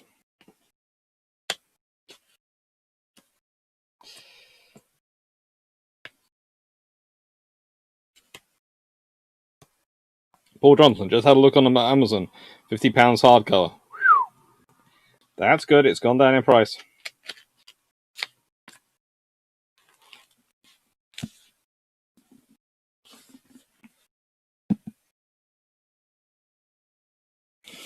That's good. And right, it's usually $40 for a week's access. That is the point. So this is, and if you can't visit archives, that is all the archive documents as well as the book. So you've got analysis, you've got the specific quotes, and you've got the full documents for £90 or £50 as it is apparently on Amazon at the moment.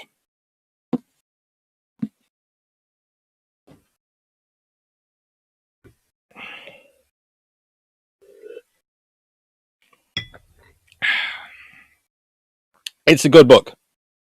If you're interested in the run-up to World War One, it is an excellent book. And I'm not biased at all because Matthew was one of my examiners in my PhD. He was just a very, very nice guy. Next book. QI, Advanced Banter. The Book of Quotation, the QI Book of Quotations. I just thought it'd be fun to have a look at today. And this is a bit of a random. This is more going to be about, again, as I said, as I'm preparing to move offices, I've structured the Bruships for the next couple of weeks and some of the topics the next couple of weeks around things which I have fairly ready access to and prepared, so I can keep them going that much easier while in the transition of offices space. Which is going to be fun and involve a lot of hoovering, I have a feeling. It always does involve a lot of hoovering. Everything always involves a lot of hoovering.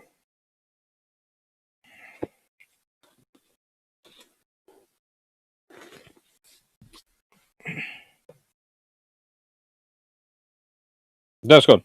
That should be a mandatory Thursday module for all university courses. We can all hope at some point someday. How the First World War happened.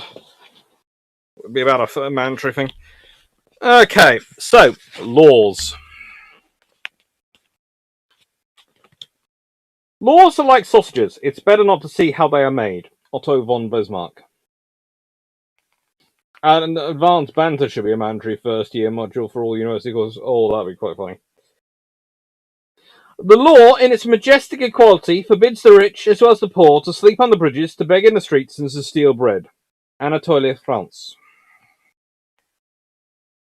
The law was made for one thing alone, but exploitation of those who don't understand it or are prevented by naked misery from obeying it. Bertolt Beckett.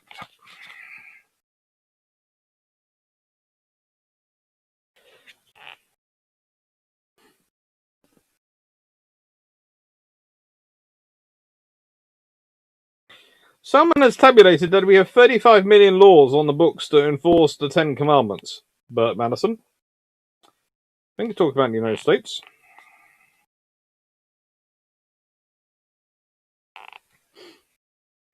If you ask me, why should not the people make their own laws? I need only ask you, why should not the people write their own plays?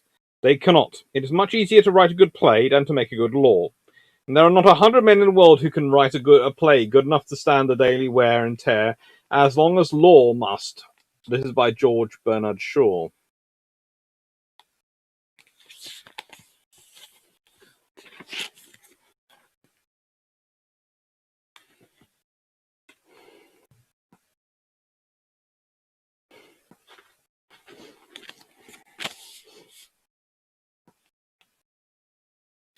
I was never ruined twice, but once I was never ruined, but twice. Once when I lost a lawsuit, and once when I won one. Voltaire. Lawyers are the only persons in whom ignorance of the law is not punished. Jeremy Bentham.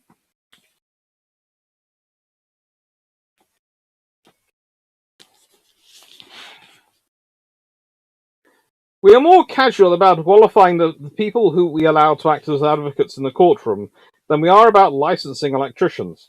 Warren E. Berger.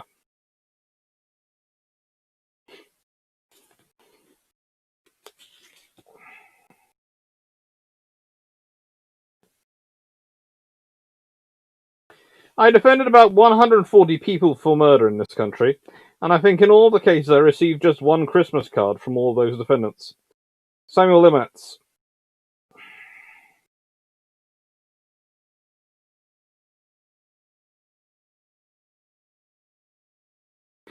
I get paid for seeing that my clients have every break the law allows. I have knowingly defended a number of guilty men, but the guilty never escape unscathed.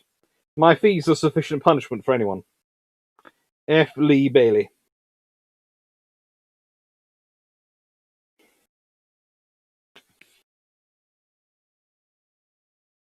An incompetent lawyer can delay a trial for months or even years. A competent lawyer can delay one even longer. Evel J. Younger.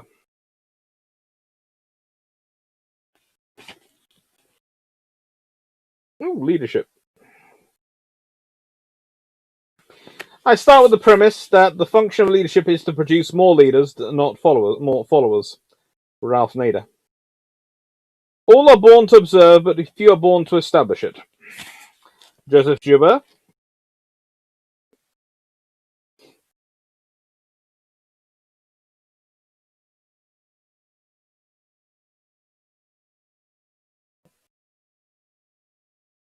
The way to get people to build a ship is not to teach them carpentry, assign them tasks, and give them schedules to meet, but to inspire them to long for the infinite immensity of the sea. Antoine de Saint-Exupéry. A boss creates fear. A leader, confidence. A boss fixes blame. A leader corrects mistakes. A boss knows all. A leader asks questions. A boss makes work drudgery. A leader makes it interesting. A boss is interested in himself or herself. A leader is interested in the group. Russell H. Ewing.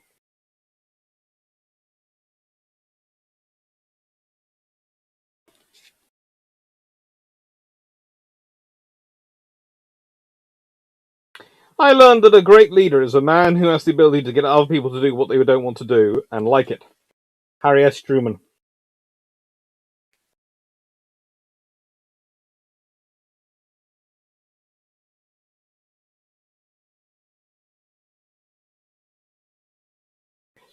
Although, interesting enough, to show how different Dwight D. Eisenhower was from Harry S. Truman, here's his quote. Leadership is the art of getting someone else to do something you want done because he wants to do it. Always copying each other. Always copying each other. Seriously, if I was Roosevelt, I would have been going, I want you guys to submit me homework and make sure neither of you sees it before the other one submits it. Just to check that you actually have independent thoughts.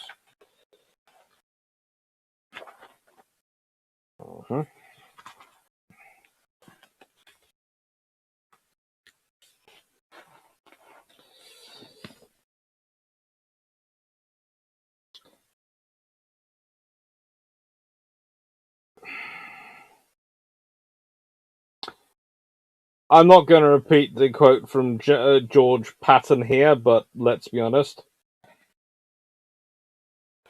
It's quite interesting. It's full of it. I'm going to rephrase it. No beep ever won a war by dying for his country. He won it by making the other poor dumb beep die for his. General George S. Patton. See, cousins?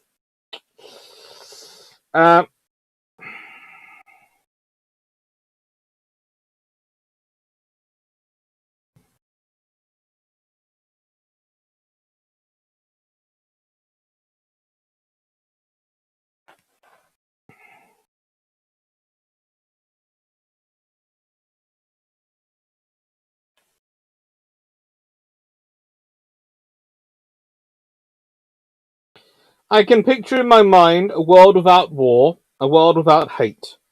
And I can picture us attacking that world because they never expect it. Jack Handy.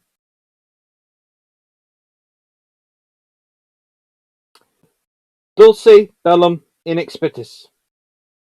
War is delightful to those who have no experience of it. Erasmus. There are only three principles of warfare. Audacity, audacity, and audacity. By General George S. Patton. So, see, those people who shout location, location, location. They are just copying a pattern. Hello, Schleppy42.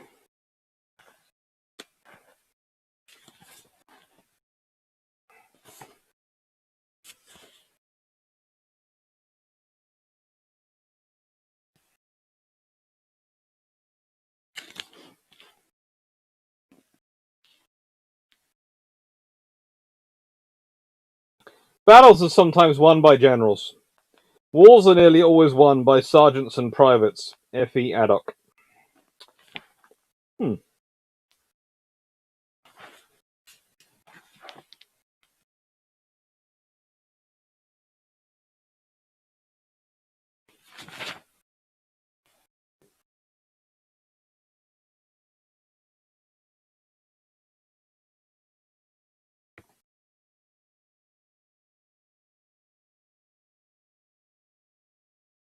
Being in the army is like being in the Boy Scouts, except the Boy Scouts have adult supervision.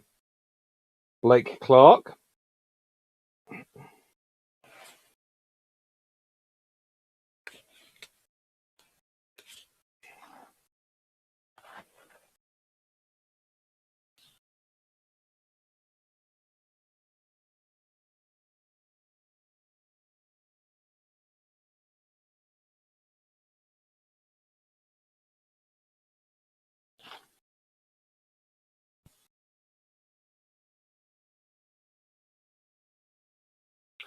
Ever wonder about those people who spelled $2 a piece on those little bottles of Evian water?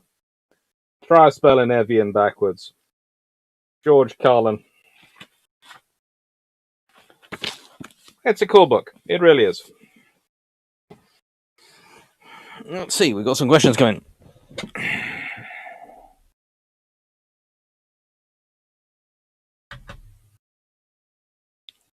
Oh, well, too, Dirt Squad. Hi, Doctor. It's been a while since I've been to one of these. I know. I was just glad to see you back. Hope you've been okay. Right, I'm going to top up some Iron Brew.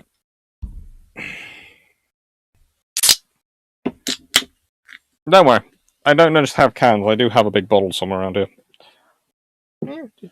There's. So plenty of Iron Brew for discussion.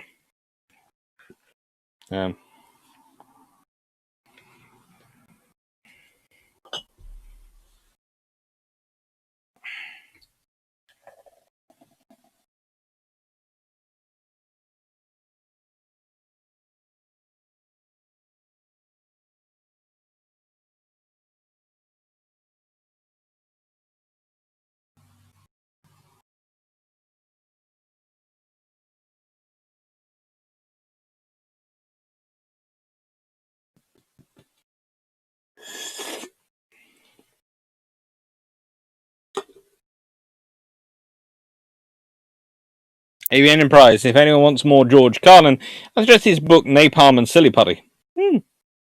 Dope Squad. I think Patton's legacy was secured by the Jeep accident. As a general, he was fair at best. Spent weeks probing the undefeated Singfrey line, then instead of walking through it. Well, honestly, I have no qualms with a general trying to probe something and check it before they send their troops into it. It might not be the Rasendamantas high-speed attack that we all would like to see from them, but, yeah. What I do find strange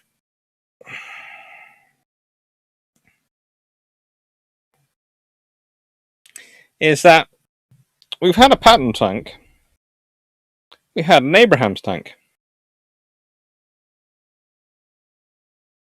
we even had a Sherman.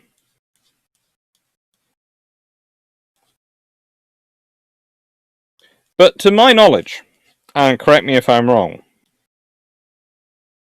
and we even had a Grant tank. I think it was Lee and Grant, wasn't it? I seem to remember that being it. But we haven't had an Eisenhower tank, to my knowledge.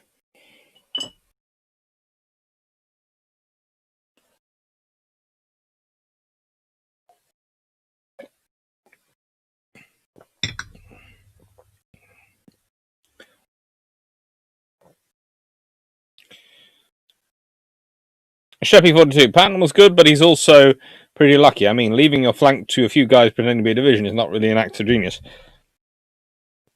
No, but I think you're looking at the wrong thing there in that scenario, because here's the thing. You take a gamble like that, if you pull it off, you're called a genius. If it fails, you're called an idiot. And the really thing you are is lucky. But is that what a good general is? Lucky. Or do they know when to roll the dice and when to play it safe?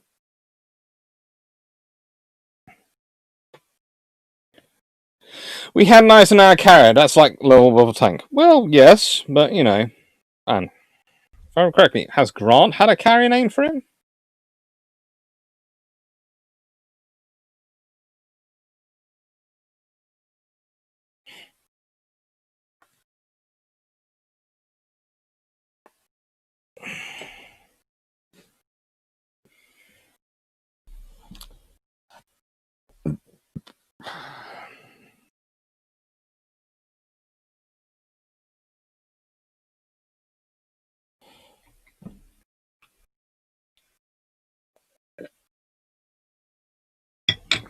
Sam Johnson. Ike has a tunnel in Colorado that crosses the Continental Divide. I'm not sure I'd like to drive through Ike's tunnel. Doesn't really interest me. I know, bad joke. Bad joke.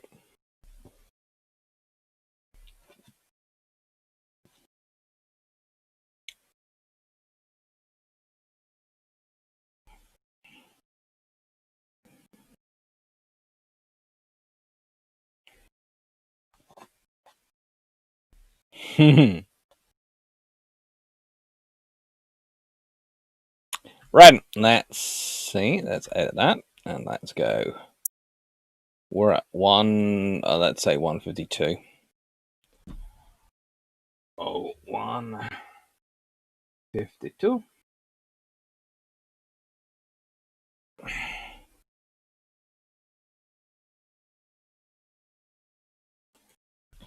Now it is.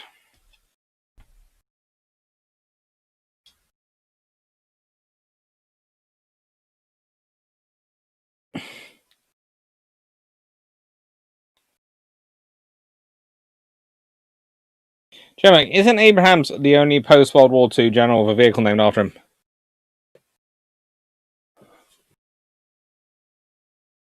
Well, Bradley wasn't post-World War II.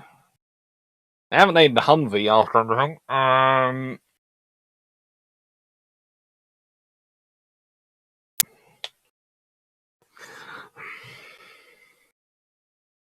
Think so. Abrahams is. I think so. I don't think there's any names on. I'll touch some of the artillery units.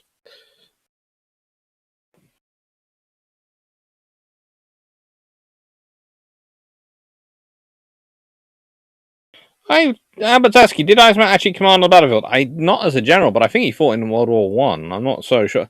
Not sure though. I would have to check it up. Honestly, this is going to sound terrible, but Eisenhower is not one of the ones who really interested me as that much. In that I know stuff about him and I know when he props up in my various areas of work, but I haven't done too much research in his background.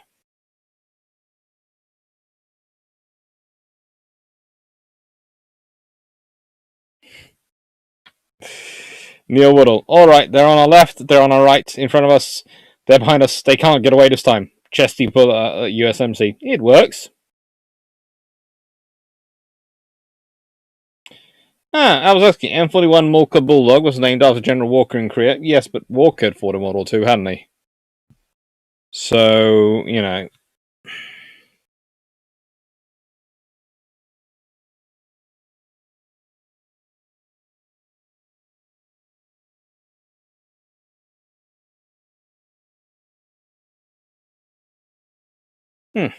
So, never give in. Winston at Churchill. Speeches.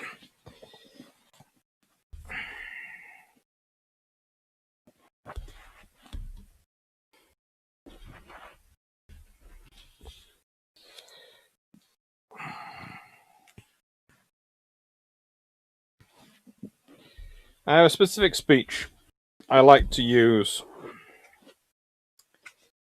when I am talking to students. And, yeah.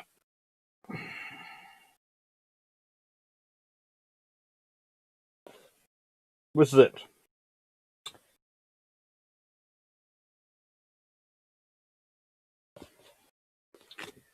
This is given in 29th of October 1941, Harrow School by Winston Churchill. Almost a year has passed since I came down here at your headmaster's kind invitation in order to cheer myself and cheer the hearts of a few of my friends by singing some of our own songs. 10 months that have passed have seen very terrible catastrophic events in the world. Ups and downs, misfortunes, but can anyone sitting here this afternoon, this October afternoon, not feel deeply thankful for what has happened in the time that has passed and for the very great improvement in the position of our country and of our home? Why, when I was here last time, we were quite alone, desperately alone, and we had been so for 5 or 6 months.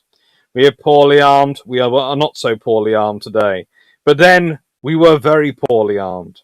We had had the unmeasured menace of the enemy and their air attacks still beating upon us, and you yourselves had experiences of this attack. And I expect you're beginning to feel impatient that there has been this long lull with nothing particular turning up. But we must learn to be equally good at what is short and sharp and what is long and tough. It is generally said that the British are often better at the last. They do not expect to move from crisis to crisis. They do not always expect that each day will bring up some noble chance of war. But when they very slowly make up their minds that the thing has to be done and the job put through and finished, then even if it takes months, if it takes years, they do it. Another lesson I think we may take, just throwing our minds back to our meeting here 10 months ago now, is that appearances are often very deceptive. And as Kipling well says, we must meet with triumph and disaster, and treat those two impostors just the same.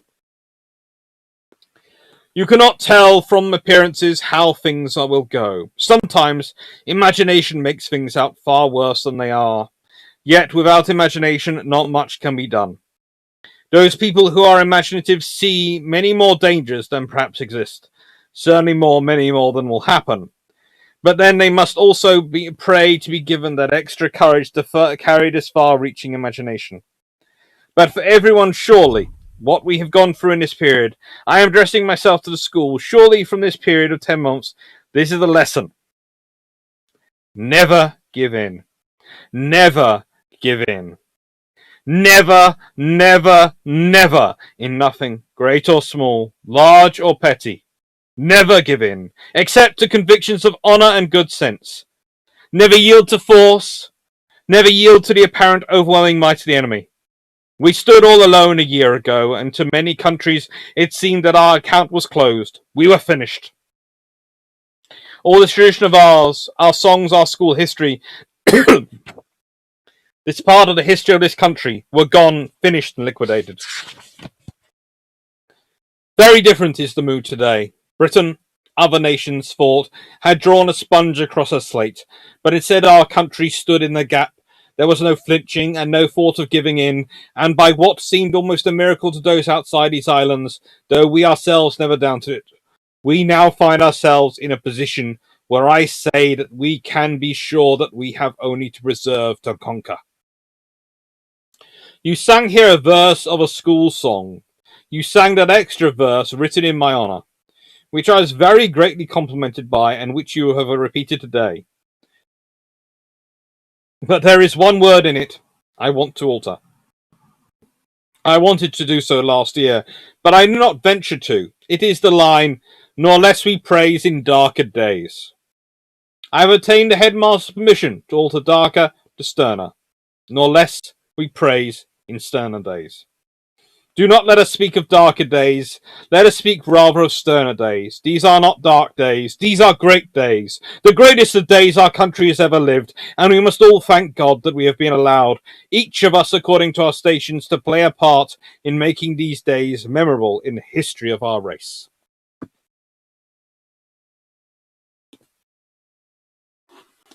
Winston Churchill speeches.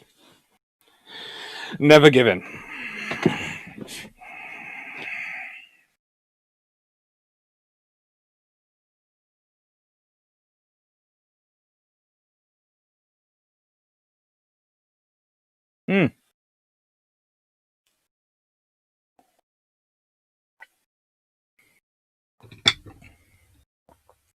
Take care of the guy named Dan.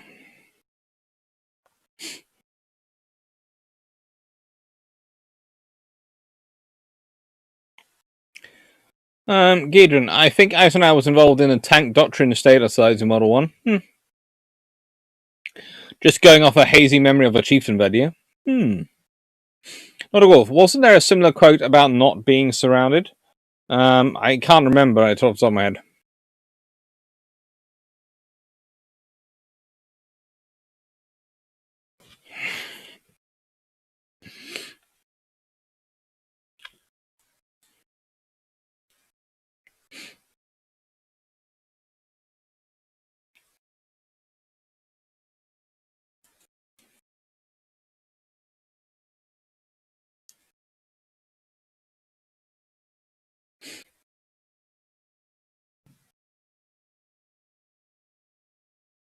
Joe, isn't this about the third time this speech is featured in Bruships? Doctor must truly like it. I do. I like this book. And I like that speech. That speech used to be used by my grandfather quite a lot. When he wanted to inspire people.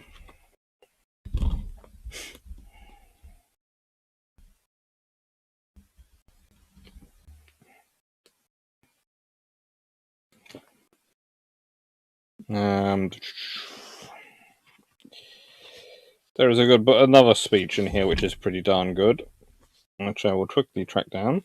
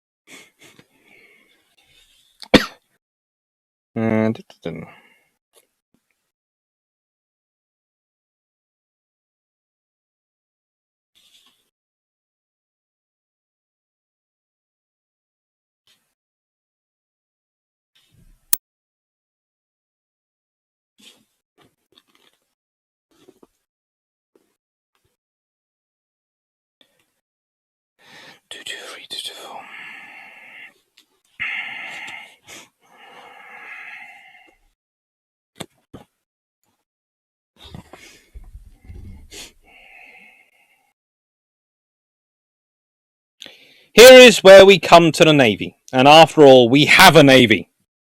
Some people seem to forget that we have a Navy. We must remind them. For the last 30 years, I have been concerned in discussions about the possibilities of an overseas invasion, and I looked to the responsibility on behalf of the Admiralty, at the beginning of the last war, of allowing all regular troops to be sent out of the country. That was a very serious step to take, because the territorials had only just been called up and were quite untrained. Therefore, this island was, for several months, particularly denuded of fighting troops.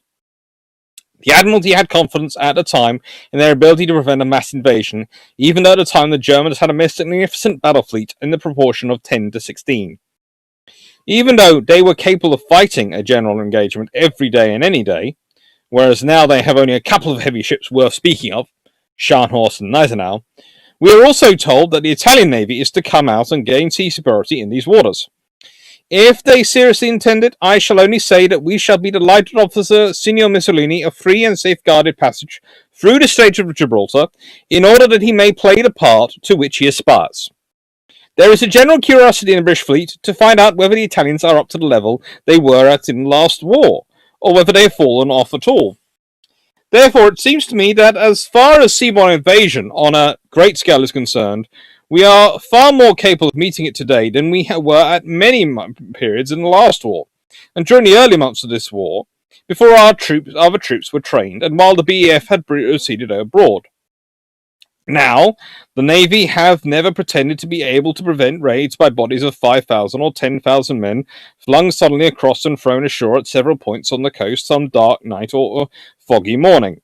The efficacy of sea power, especially under modern conditions, depends upon the invading force being large of size. It has to be large size in view of our military strength to be of any use.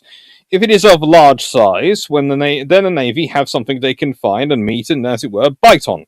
Now we must remember that even 5 divisions, however lightly equipped, would require 200 to 250 ships. And with modern air reconnaissance and photography, it would not be easy to collect such an armada, marshal it and conduct it across sea without any powerful naval forces to escort it. And there would be very great possibilities, to put it mildly, that this armada would be intercepted long before it reached the coast, and all the men drowned in the sea, or at the worst, blown to pieces with their equipment while they were trying to land. We also have a great system of minefields, recently strongly reinforced, through which we alone know the channels. If the enemy tries to sweep through these minefields, be it the task of the Navy to destroy the minesweepers and any other forces employed to protect them. There should be no difficulty in this, owing to our great superiority at sea.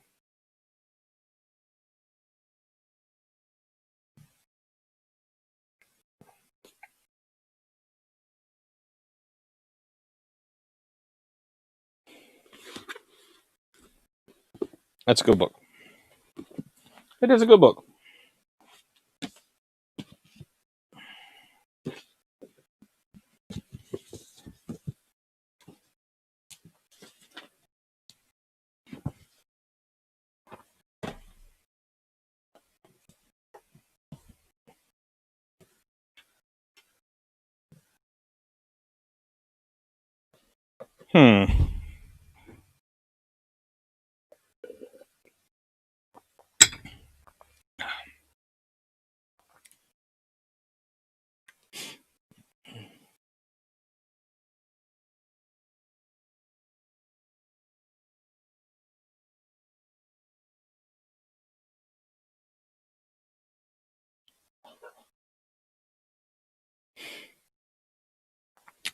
Sheppy 42. It's a post-World War II thing, like the British giving tanks names beginning with C. Well, cruiser tanks had been Cromwell, and there had also been Churchill, and sort of various other things that I had to see during World War II.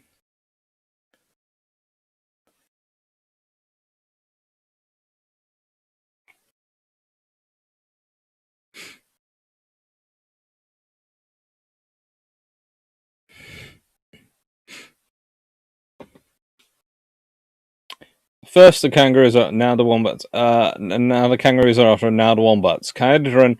Do we need to send a rescue party out to Jamie? If probably.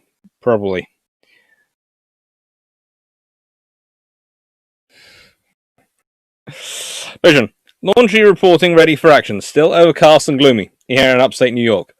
I wouldn't put it outside then. I just wouldn't. That just seems terrible to do.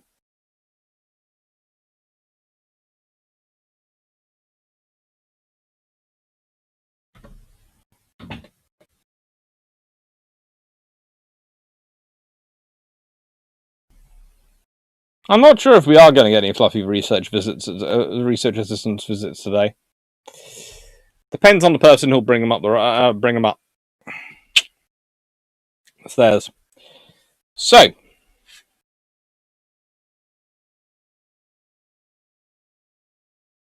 Peter Dawson, first with Covenanter and Crusader in 1940. Yeah. Covenanter was an interesting tank. Really was an interesting tank. So, the Oxford Dictionary of Humorous Quotations. Yeah, I know. You can get them. And why am I doing quotations? Well, mainly because I spent a lot of time this week with students going, how do we write assignments? How do we start off an assignment? I'm going, you can use a quote. Can we? Yes, you can. It's a great thing to start off at the beginning of your essay. Get a quote from someone and then bounce off it. If you're not good at writing introductions, it's worthwhile doing.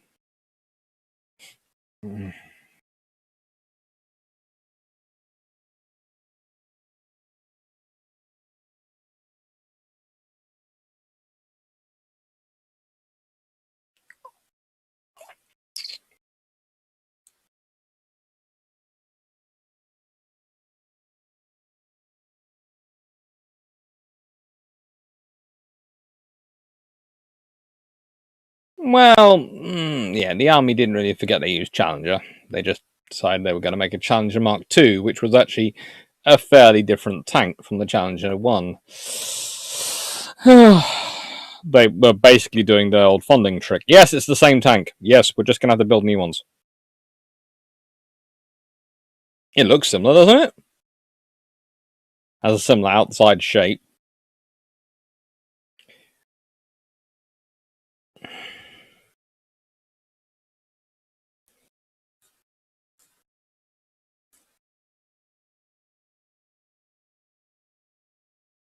Vision. Our dryers broke years ago in a hotel, and the GM yelled at me for hanging it up outside on the lobby balcony. Well, to be honest, I can understand the general manager's perspective on that one, but I would have liked to have seen that because I would have laughed.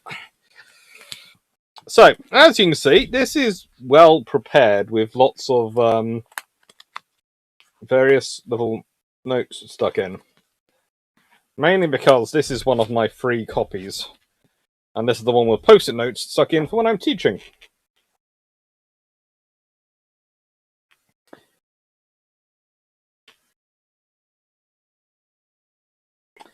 The Pentagon, that immense monument to modern man's subservience to the desk. Oliver Franks, in Observer, 30th November 1982. His secretary has suggested throwing away out-of-date files. A good idea, only be sure to make a copy of everything before getting rid of it. Sam Goldwyn on Michael Freeland, The Goldwyn Touch, 1980, published 1986.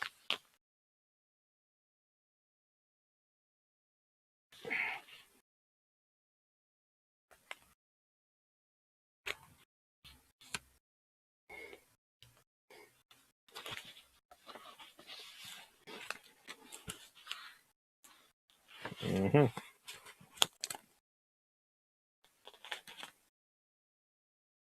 I'm world famous, Dr. Park said, all over Canada. Mordecai Rickler.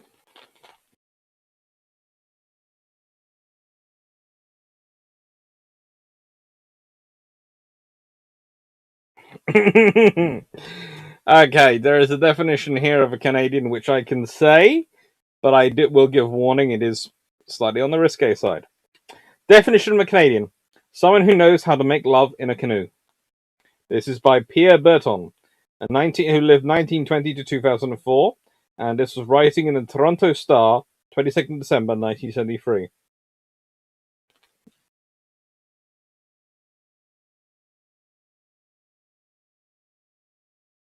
I see Canada as a country torn between a very northern, rather extraordinary, mystical spirit which it fears, and its desire to present itself to the world as a Scotch banker. Robertson Davies, The Euphemisms of Robertson Davies.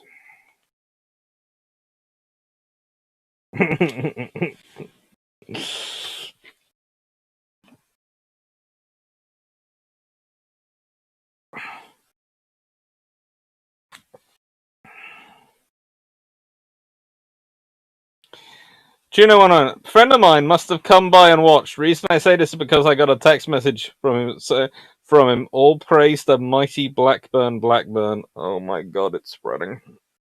Oh well, there are worse things, I'm sure.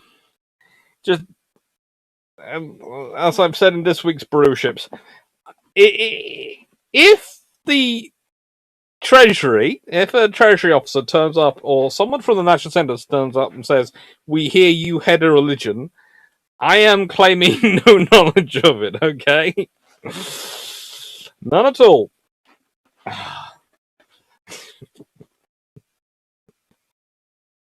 Oh.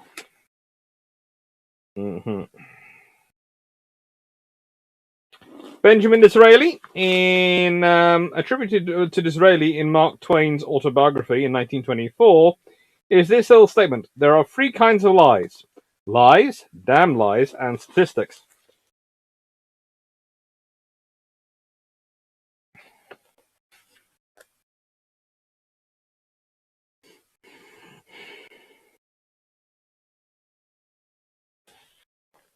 "Our library," said the president, 200,000 volumes. "Aye," said the minister, "a powerful heap of rubbish, I'll be bound."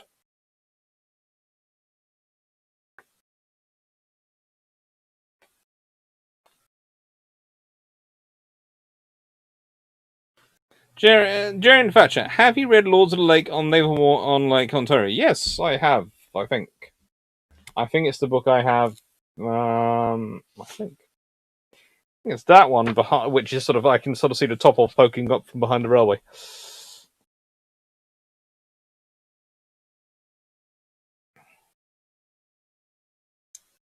I'm worried stuff that is called basic education.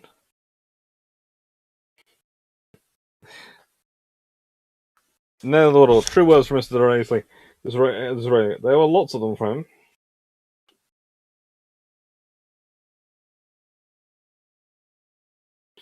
Mandy Rice Davis, in The Guardian on the 1st of July 1963, on being told that Lord Astor claimed that her allegations concerning himself and his house parties at Cleveland were untrue, responded, he would, wouldn't he?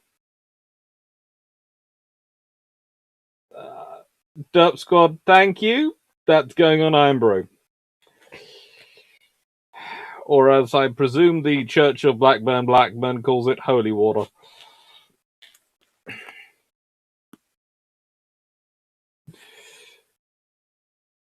Cajun, claim all the churches in Ironborough becomes a tax-deductible expense. I'm not sure Britain has quite as a liberal tax policy towards religion as America does.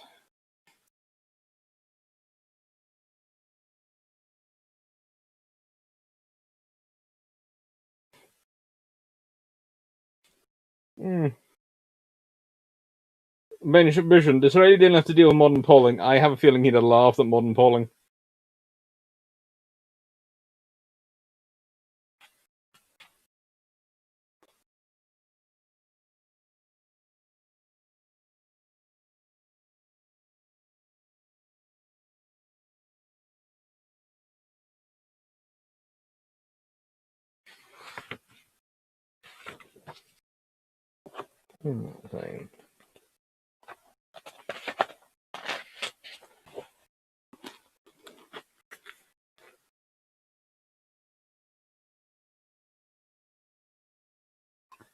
That's good. And established religion in the UK is considered charitable and therefore tax exempt. I think the bar to get it made established is quite interesting. I'm not looking into this one though. I am really not. In Gerald Taint, fact check. In your opinion, who was the most at fault for Plattsburgh, the naval commander, Downey, or did George Prevost force him into it? Oh. One wasn't exactly the brightest naval commander. The other one was wasn't exactly an amazing strategist. I don't think. I think if either had been better at their jobs, things might have turned out better.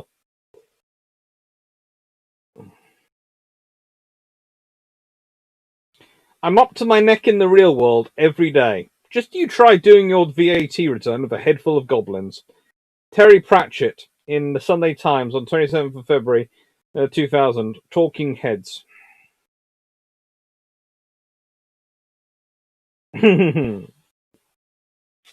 Income tax has made more liars out of American people than golf. Will Rogers. 1879 to 1945. The Illiterate Digest, helping the girls with their income taxes in 1924.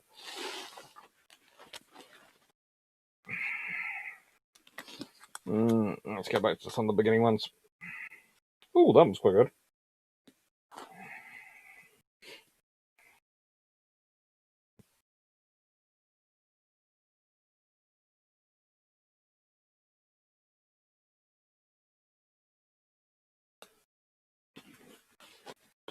There's a quote in here from Bridget Jones' diary, but I'm not reading it out.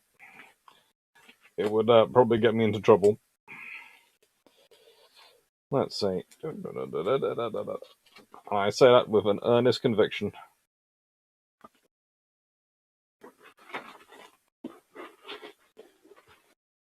This is a cool book to have. It was such a voice as icebergs might be supposed to use to speak to each other as they pass by the night in the Arctic Sea. E. Benson.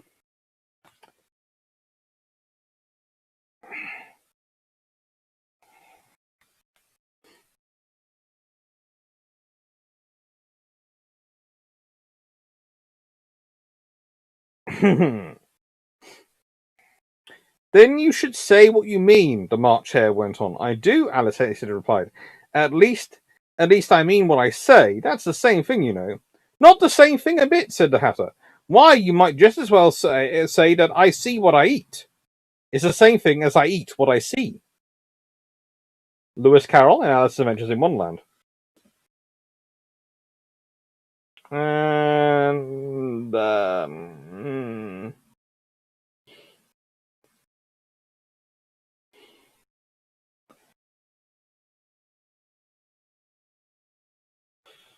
do I want to get into that one? Or should I don't know? That one. With first-rate sherry flowing into second... No.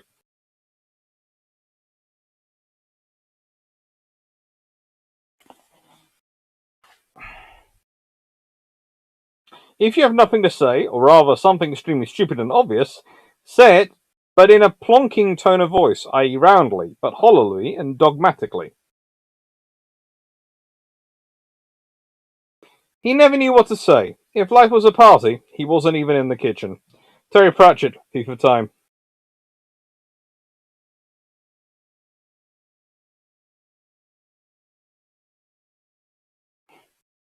Commenting that George Bernard Shaw's wife was a good listener. God knows she had plenty of practice.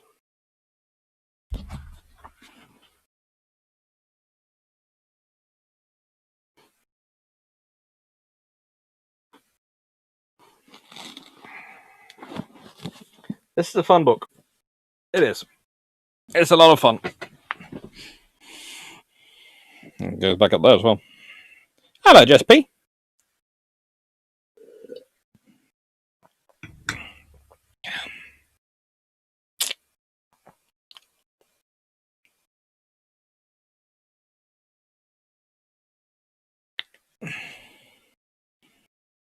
Sarah Thompson is also Jedi in the UK.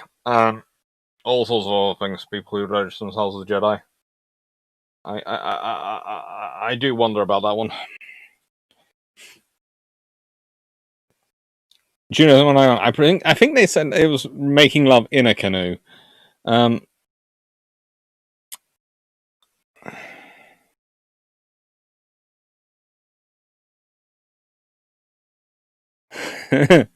Neil Wonnell, there is a sergeant in the U.S. Army, Marine MP battalions, who claims to be a Norse priest and now has no shave over. I appreciate that man.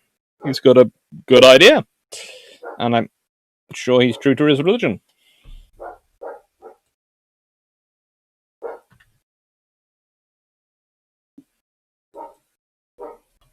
Okay. Schleppy, I'm letting that go through, but that's not really the best language.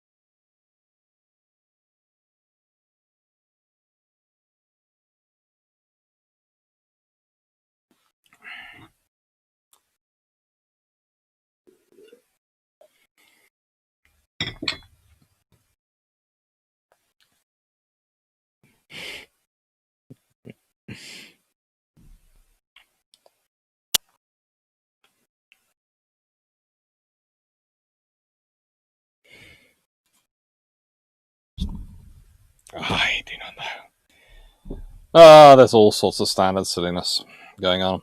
But honestly, I have to admit, I do not understand some standards. For example, I don't understand that the idea of beards could not be worn because, frankly, the reason once given was that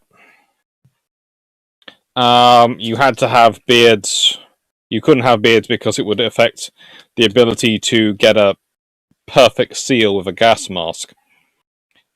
The Royal Navy's kept it up for years, and they just make sure they make it as tight as possible with a gas mask, so that they almost hurt their faces doing it. And don't get me started on some of the stuff I see for the poor female members of the armed forces and the various things they have to do with their hair. That seems, again, pretty absurd. If you... It depends on your role, surely, how you should need to keep your hair. You know, if you're doing something... And even then, if you're... I can't see the problem in having the hair in a ponytail if you are maintaining a ship or something like that, or this thing. The whole idea of having it scrooching to a bun. I have enough cousins and friends and sibling, a sibling, and enough sort of friends, etc. That doesn't seem good to me. That just seems painful. And when people start going on about it, it's needed to maintain standards. When I go, why?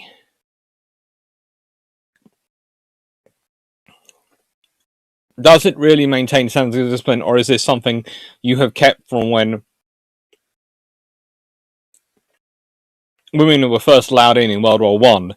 The world has changed since then. The roles they're doing have changed, and honestly, the way we treat and look at each other has changed. So maybe, just maybe have a look into it.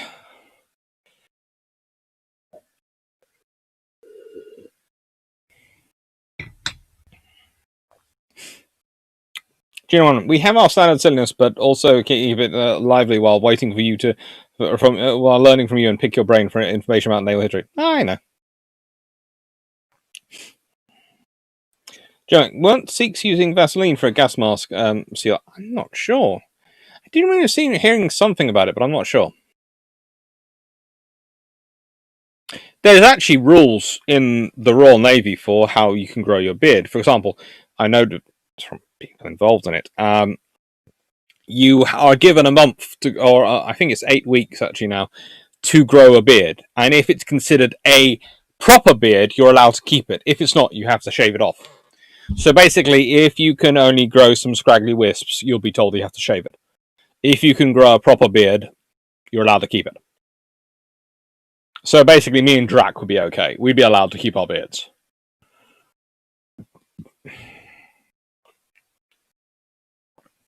Ponytail could get trapped in machinery. No, it can't. Seriously, my sister's a civil engineer and does all sorts of testing in university. She puts her hair up into a ponytail, tucks it in her shirt, it's fine. So do quite a lot of people when they have long hair. And you should see what some of the guys with long hair working in universities and various building sites do with it. So there is that. One's often brought up, but honestly it's not. And the things you can do with a ponytail to keep it under control. Or you could use a hairnet, or there's all sorts of options. And don't get me started on the idea of having your hair in a bun and having a helmet on. That just seems absurd.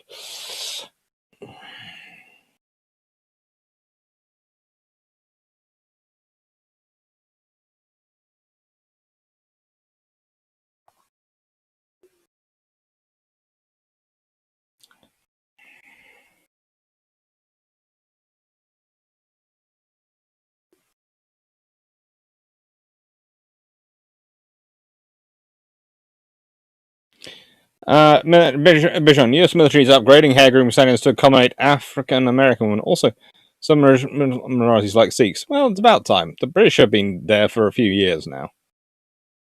And again, I would point out to the thing of I know British naval personnel and soldiers who have their hair long, the female members who have their hair longer and all these things.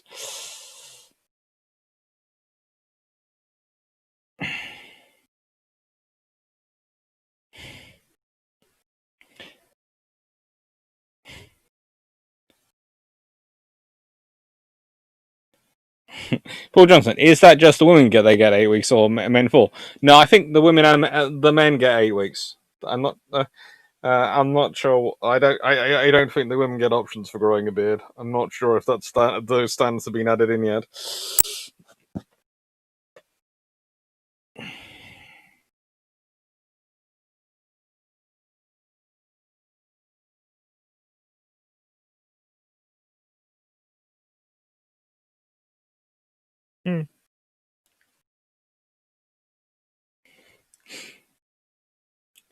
New AKB 472. Ponytail could be grabbed by the enemy to pull your head back for a quick cutting on the throat.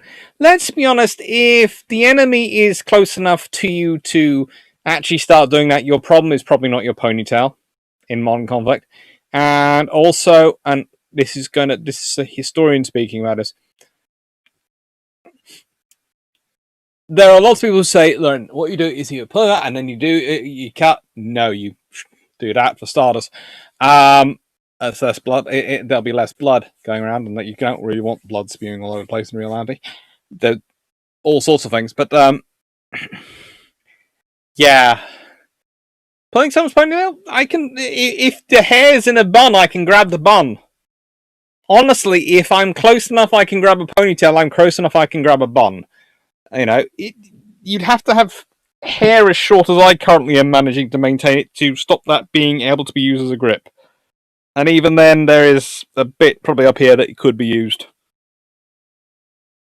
Although, I wouldn't like to try. If anyone was really going to try, they'd probably find me.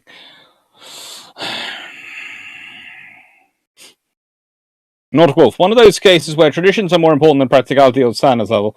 When it comes to day-to-day ops, it's more lenient. I'd hope so. It's one of those things I do hope. I read a lot of Twitter stories about the various members in the US Armed Forces, because I follow quite a lot of serving personnel on Twitter, because it's one of the ways I sort of keep up current and keep ideas going and see what's going on. And I realise that doesn't present the full story, but that seems to be quite a common one going through, and I was sitting there and go, really? Really? Why?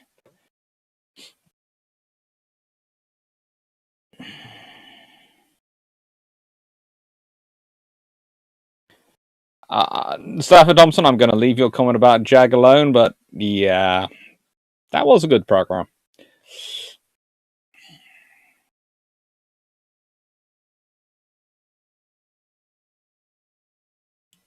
That's good. And your problem is probably the grenade they threw into the room rather than risking getting shot. Yeah, let's be honest. If you're in that scenario, you're talking about what, a special forces operation which coming in. And let's be honest, if you've got your average special forces soldier versus your average soldier in that kind of close quarters, then you would presume the special forces soldier is going to have that advantage because you wouldn't think anyone else is going to sneak up on them and get that close. Vision, NASA astronauts on space station have ponytails. Yes, they do.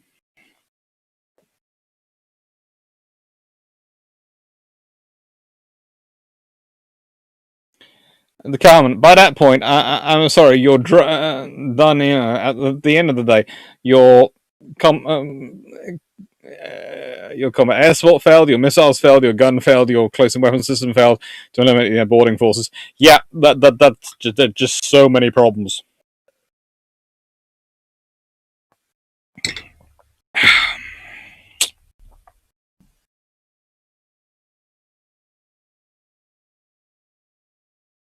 Seemed like a few miles from Admiral Zumo's hometown, and it was his navy that got to grow beards and have tattoos in the 70s.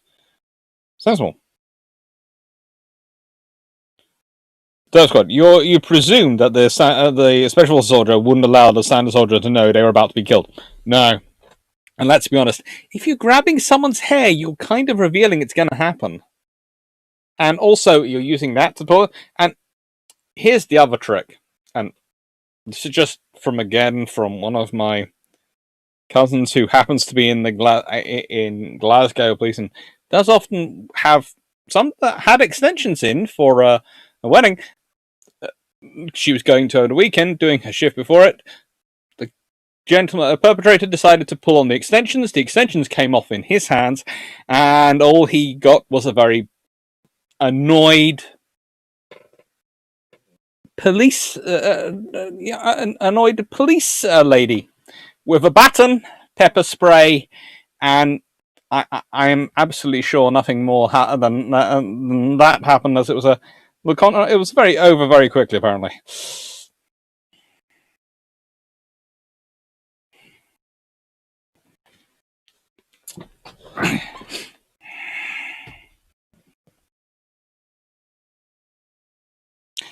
That's good.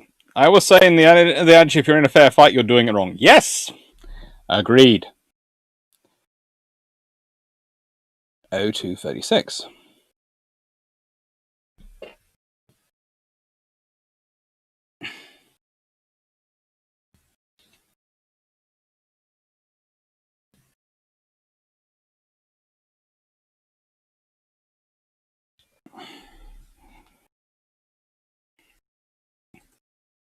So you now have history and quotations.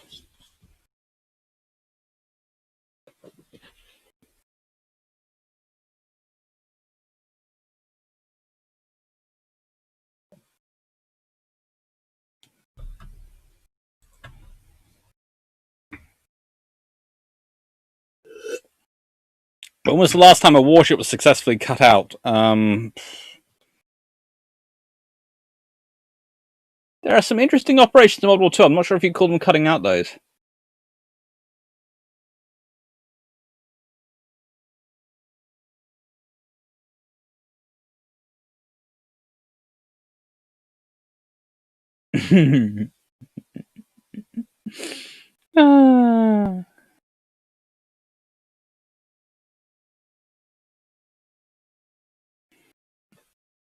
Right. So, history and quotations. Reflecting 5,000 years of world history. Vision. Spend lots of time watching NASA videos of zero-G work in space.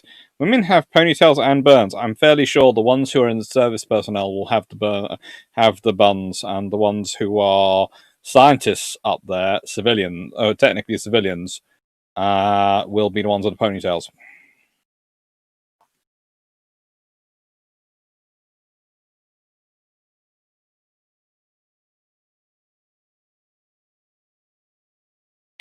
Kahaman, I met someone yesterday who was saying we should stop lowering up standards to allow women to join the armed forces to felt secret.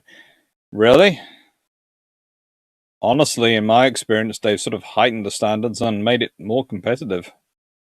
From watch what's going on, and you have to sit there and go, Yes. So, anyone getting into the forces in peacetime, they have to be pretty darn good these days in the volunteer forces. They have to meet very rigorous physical requirements and very rigorous mental requirements. And let's be honest, and this is going to sound terrible, whilst there is still a hefty dose of pack mule required for the average infantryman in their DNA makeup, for the vast majority of the armed forces work, I'm not sure whether as much heavy muscle is really required. And as they eventually start to work on exoskeletons and those sort of things, at a certain point, the whole we need to be really, really strong and tough at these jobs, you sort of go, well, why? They're wearing an exoskeleton. In which case, it becomes more and more important about the brain that's involved. That's good. I thought all NASA personnel are technically civilian. There are military personnel on secondment. Whilst they are technically civilian, they are military personnel. And they still hold their rank and are still part of service, and can end up going back to service once their time in NASA is expired. So they are expected to, from my understanding, are expected to continue to observe military standards and protocol. And yeah.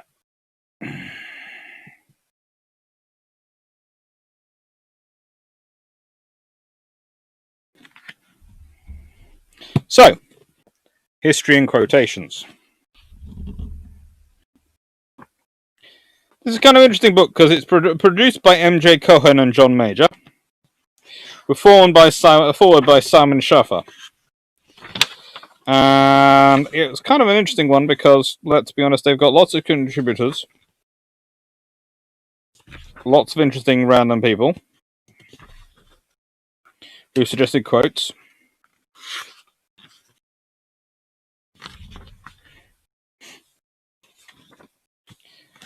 So, let's go to politics and war. That's where we're over to start the topic.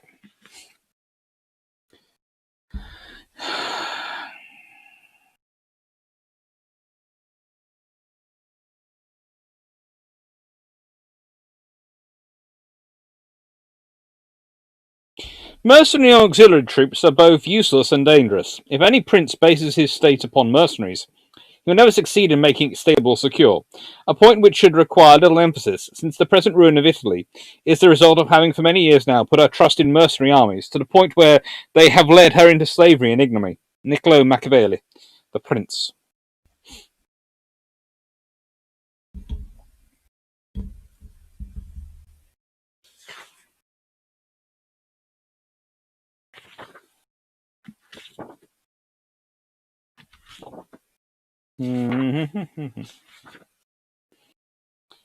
Walter Raleigh was born at Budleigh in this county, Devonshire, of an ancient family but decaying in estate. He was bred in Oriel College in Oxford, and hence coming to the court found some hopes of the Queen's favours reflecting upon him. This made him write in a glass window, obvious to the Queen's eye, faithful would I climb, yet fear I too fall. Her Majesty, ever espying, or being shown it, did underwrite, if thy heart fails thee, climb not at all.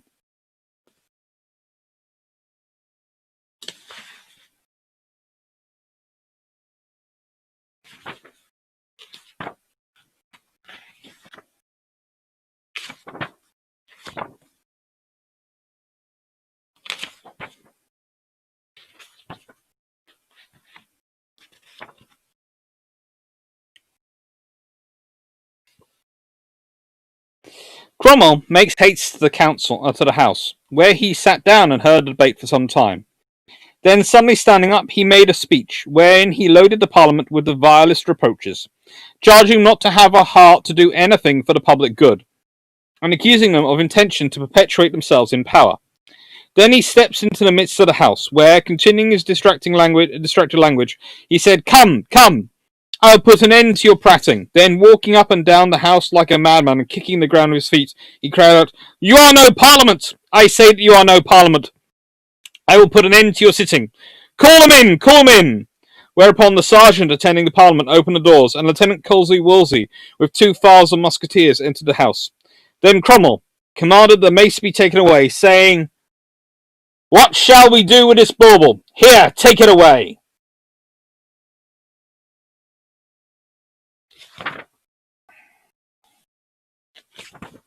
Mm-hmm.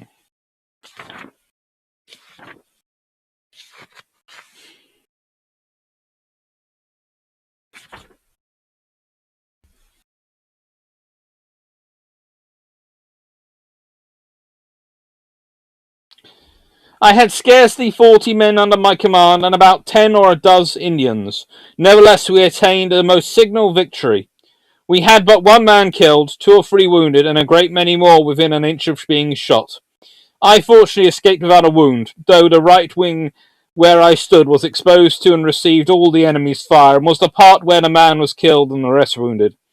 I can with truth assure you, I heard the bullets whistle, and believe me, there was something charming in the sound.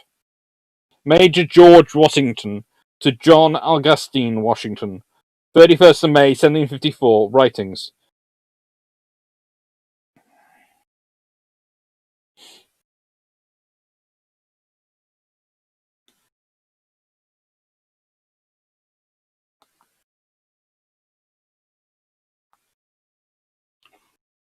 Of about 12 or 1300 which were in this action, 800 or 900 were either killed or wounded, among whom a large proportion of brave and valuable officers were included.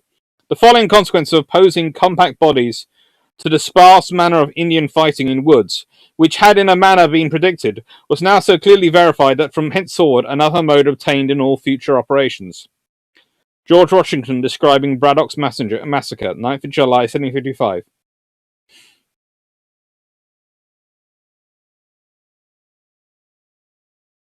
Mad, is he? Then I hope he will bite some of my other generals. George II to the Duke of Newcastle, who complained that General Wolfe was mad.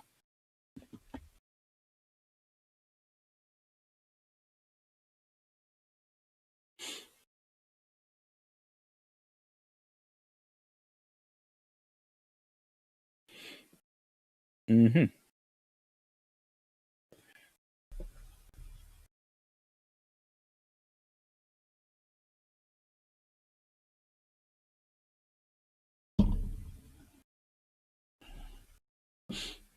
Not Wolf. Really, women in the forces. They've been on the front line in Israel for years, and the special forces. Frankly, I can't wrap my head around people saying they shouldn't be in the forces. Well, it's like there were the debates in the at some point in 1900s, I think, whether engineering officers should be professional officers or whether they should all be stuck in engineering, whether they should have command track. And you actually had people shouting at them, "Oh, no, no, no, you'll be taking the posts away from proper officers." And you sit there and go, it's all gatekeeping. It's all people. And this is the point. If you are confident that you are good in your role, it doesn't matter to you if someone else is good in their role or if there are more people allowed into the field who could become good in their role. You only get worried about gatekeeping if you're not that good in your job. That's my theory. Do you know what? You have to basically be a perfect specimen. I tried getting into Canadian Armed Forces for infantry or something else. Got denied because I had ADHD pills in the past. I know people who get denied because they had asthma when they were a kid. Bart Foster. They may mean the physical requirements in the US for women to join. They are a little relaxed from the male standards, such as a flexed arm hang instead of pull-ups for US Marine Corps and such. I would argue that they are designed around the different body types, and they are just as hard equivalently. But you wouldn't ask one to do one and the other one to the other. Vision, Dr. Clark, how's that correct about US military and NASA? Presume that's about them being on, basically, attachment. Yeah. It's fun.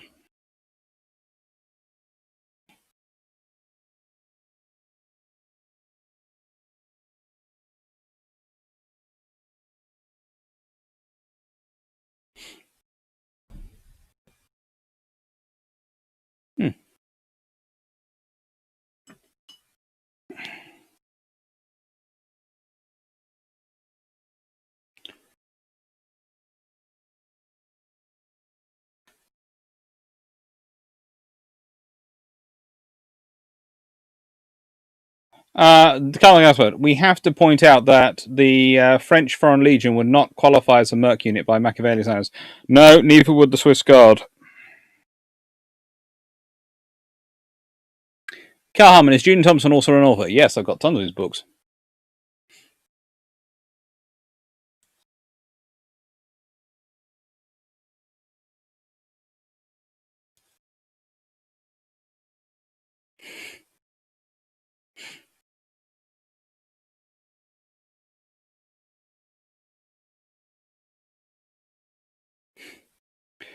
New guy KB forces under Cromwell doing exactly what the king had been executed for. Yes, but the Cromwell was doing it because they were actually being very, very annoying.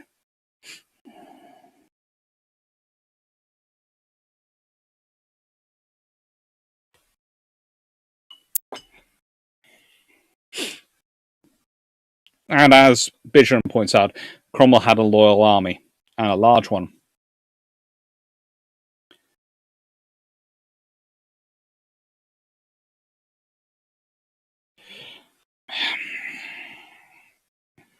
I have no real truck with gatekeeping. I have no real truck with when people do things like they go, oh, this is a competition we're doing on this topic, and oh, we're going to have this criteria so that only these people who have this role already can apply and present, and you sort of go, why? And what I find annoying is usually, honestly, for these things, I qualify. So that's fine. But I find it annoying that other people don't qualify, and I wonder why they don't qualify.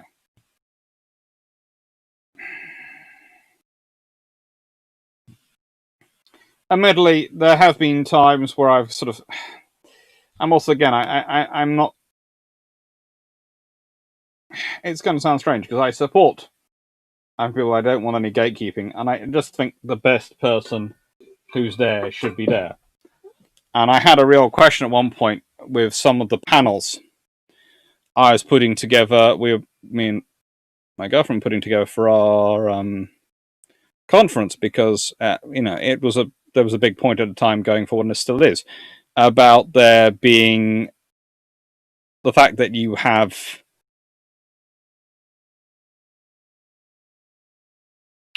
panels which are all on mono-gender, basically. And the decision, which I was quite happy with, was we're putting the best people on that topic to get who've applied together, and that's what we're going with. We've gone with the people who've applied. We're not going to artificially or go around. We've put out a call for papers. We have to go with who's applied, and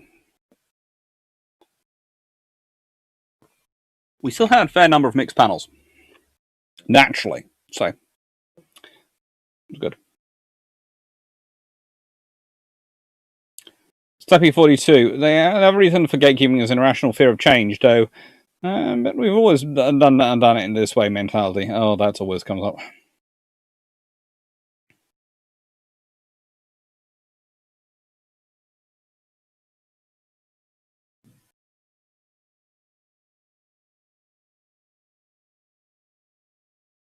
Question about qualification capabilities. Just found elsewhere, comment that officers that don't pass perisher course, but otherwise are quite capable, often found their way into surface anti-submarine warfare. Yep.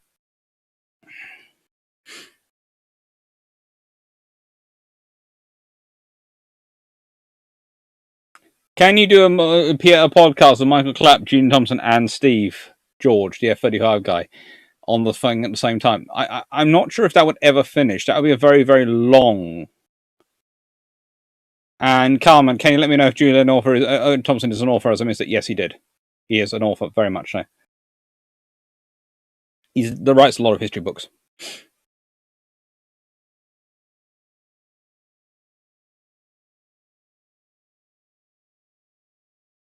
That's good. I played with a situation like that. I entered someone else's work with their permission. When it got an award, I called the organization out on their... Yes, I wasn't invited back.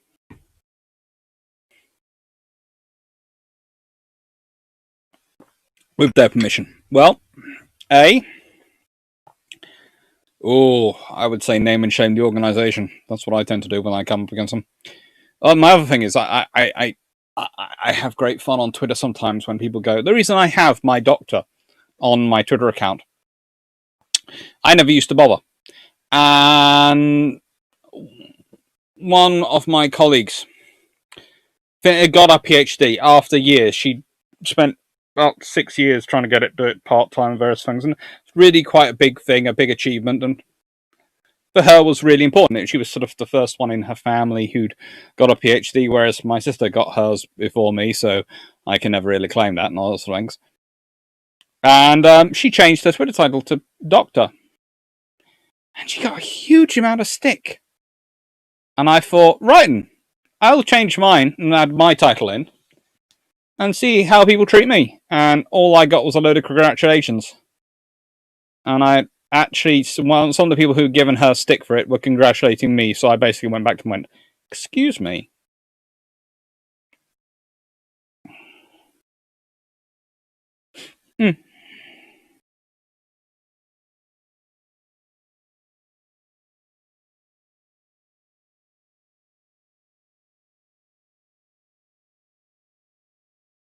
That's good. It was only a university level student society, and the organisation has been massively reformed since, so I'd rather not name and shame what is now a decent organisation. That's fine. If they've got better now, then don't worry about it.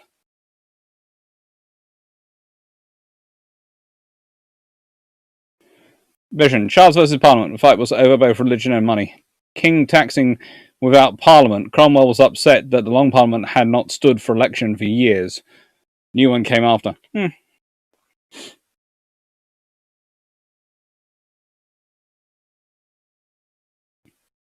Oh, not a wolf. I had that the other. You have said my hackles go up when I see gatekeeping. Being legally blind, I find many of the reasons I and my fellow BVIs get turned down for laughable absurd. Yeah, there was this thing going around the internet the other day that someone couldn't. I think it was it Mary Wolfenstein? One of the good authors of the past sort of 70 odd years couldn't have written what she'd written because she was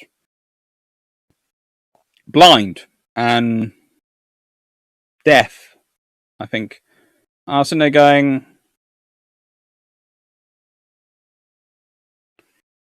well, what you need to write doesn't necessarily need to be that and that, although it's quite hard. You know, you can be hard of hearing and you can be hard of sight.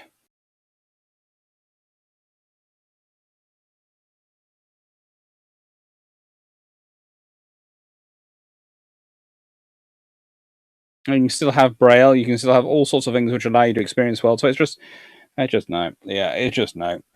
I can understand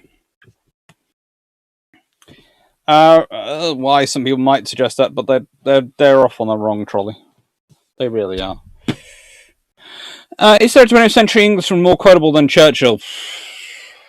Terry Pratchett. I love Churchill, but Terry Pratchett. Churchill for quotes is amazing. I said I love him for quotes. He's always there for me when I need a quote. But Terry Pratchett, I can usually make a few more miles out of because he does them funny.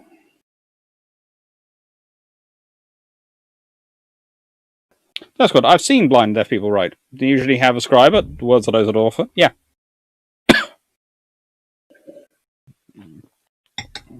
Next week we have Supermarine in the interwar years for the Long Patrol on Tuesday. We have 4 random books on Wednesday. Then we have the Great White Fleet on Thursday as a live, and random history on Sunday as Bruships.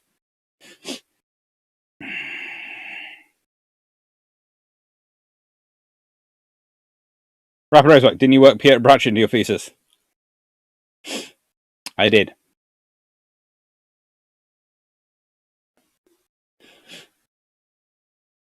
Vision, Theodore Roosevelt had bad asthma. Still made it up San Juan with Rough Riders Hill in 1898. Yep.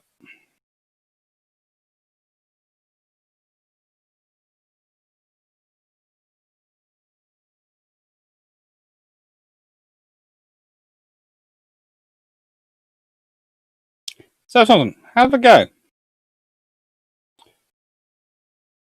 That's good. One of my favourite mental health quotes is from Churchill. If you're going through it, going through HELL, keep going. Yep.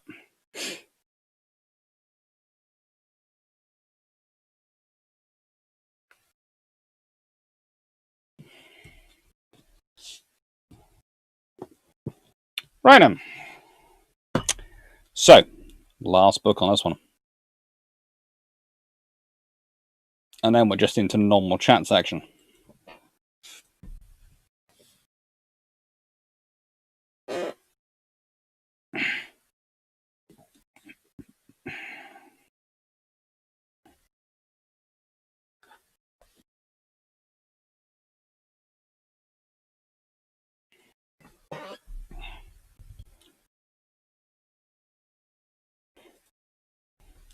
So, Oxford Dictionary of Quotations.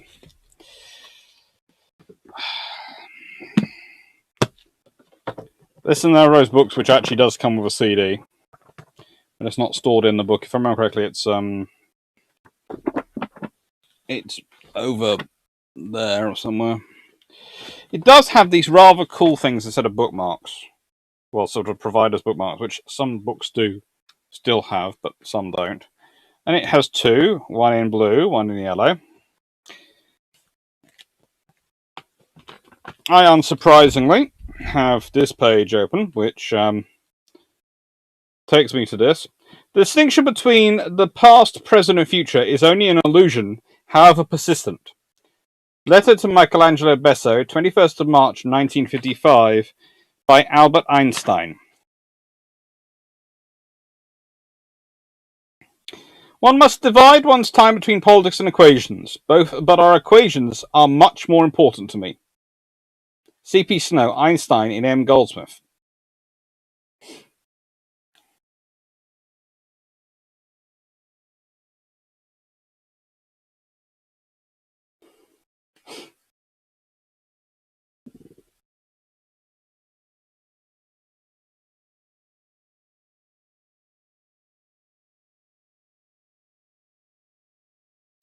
I just will not.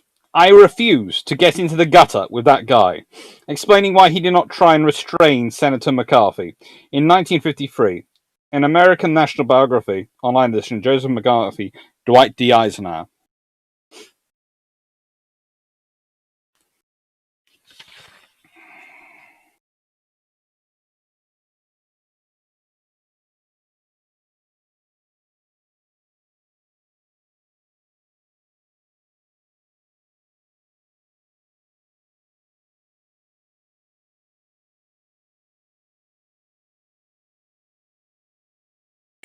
He said he should prefer not to know the sources of the Nile, and that there should be some unknown regions preserved as hunting grounds for the poetic imagination. Middlemarch. Oh, that's what we have space for these days. Mm-hmm. What I find quite interesting about this book is that you have Alfred Hitchcock, followed by another AH, followed by Lady Ho, who is a Chinese poet who writes, "When a pair of magpies fly together, they do not envy the pair of phoenixes."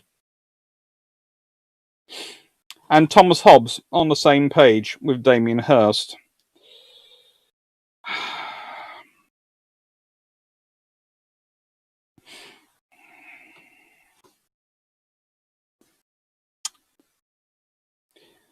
Force and fraud are in war the two cardinal virtues. Leviathan, that's by Thomas Hobbes. Oh god. Not Hobbes.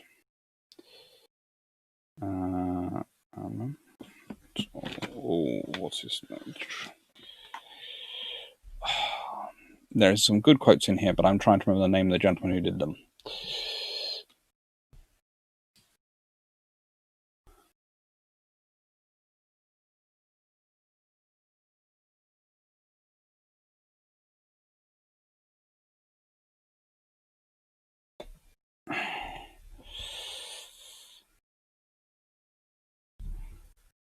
Burke.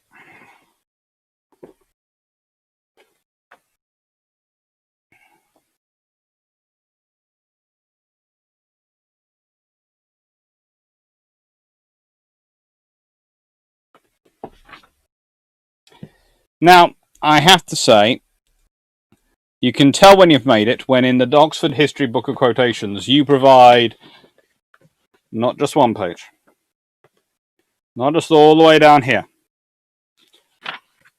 not just all the way down here, but all the way to here. And this is Edmund Burke, unsurprisingly. Described as Irish-born Whig politician and man of letters.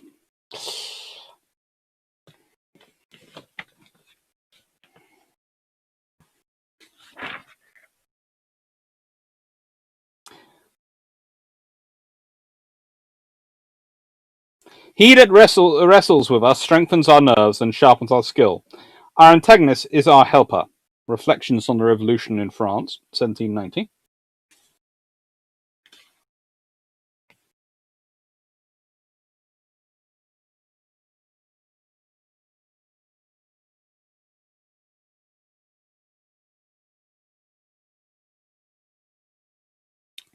People crushed by law have no hopes but from power. If laws are their enemy, they will be enemies to laws, and those who have much to hope and nothing to lose will always be dangerous, more or less. That's to Charles James Fox, and the correspondence of Edmund Burke, in October 1777.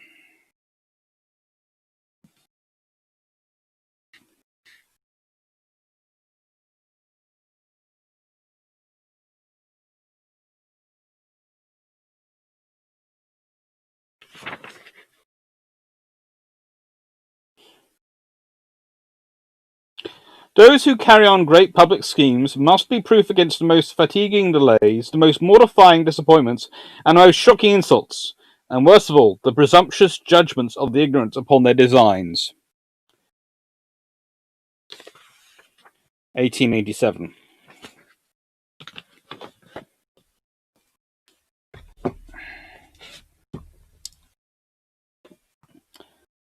Ah. Very good. There should be a book of British military quotes. There is one by, I think Thompson actually wrote it. Or compiled it. Julian Thompson. Sheppy 42. I listened to Hunt the Bismarck on Audible recently. Started to think the author was Kriegsmarine fanboy.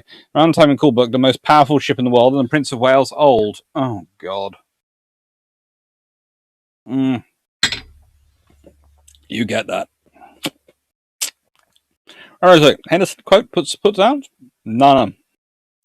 Nada. He manages to avoid that fate.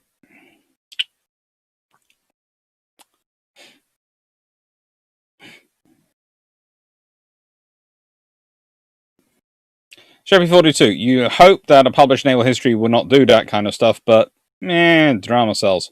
Yeah. Edmund Burke. Rapid race back. Edmund Burke.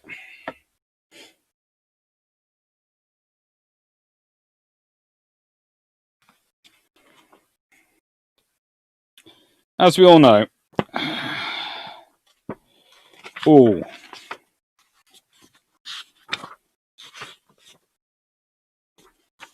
Okay, there's a whole section of film lines which I'm going to use. So,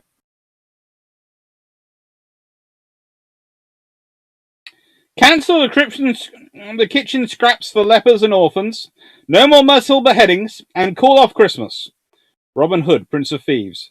1991 film, written by Penn Dershman and John Waxman, spoken by Alan Rickman, who was, I seem to remember this one, the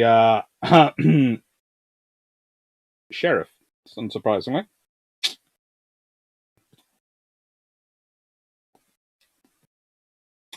Either he's dead or my watch has stopped. A Day at the Races, 1937 film, spoken by Groucho Marx.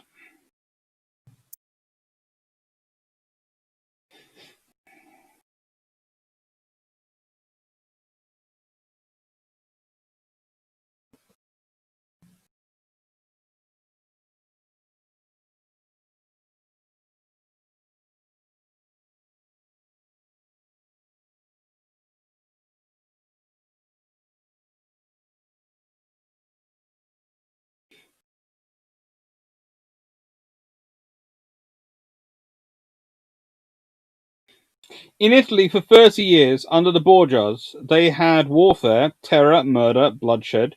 They produced Michelangelo, Leonardo da Vinci, and the Renaissance. In Switzerland, they had brotherly love, 500 years of democracy and peace, and what did that produce? The Cuckoo Clock. The Third Man, 1949 film. Words written by added by Orson Welles to Graham Greene's screenplay.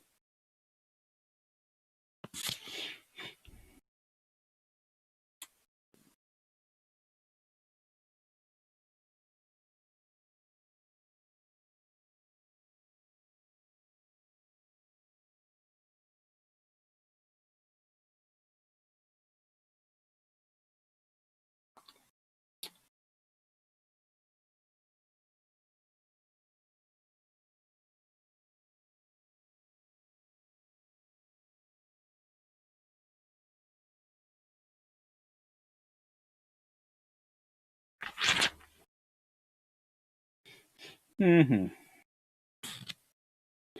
Arbuthnot Fisher.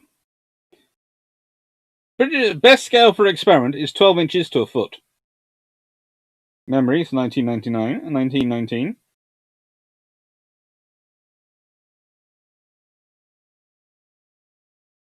Never contradict, never explain, never apologize.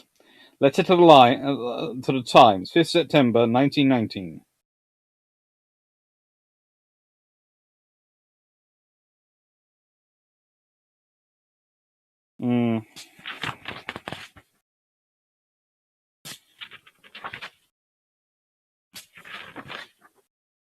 That's a good book.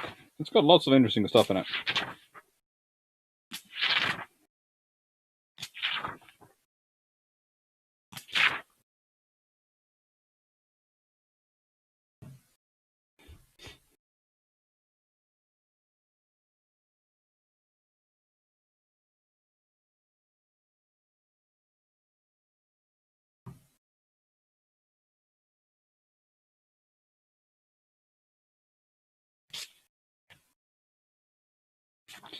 Interesting enough, this is Indira Gandhi. I have lived a long life, and I am proud that I spent the whole of my life in the service of my people. I'm only proud of this and of nothing else. I shall continue to serve until my last breath, and when I die, I can say that every drop of my blood will invigorate India and strengthen it. Speech to Bruships on the 30th of October 1984, the night before she was assassinated.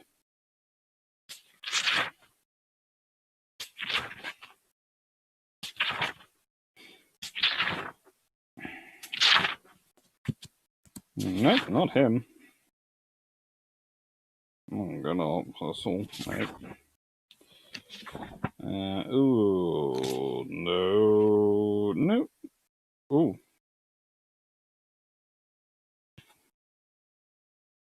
No.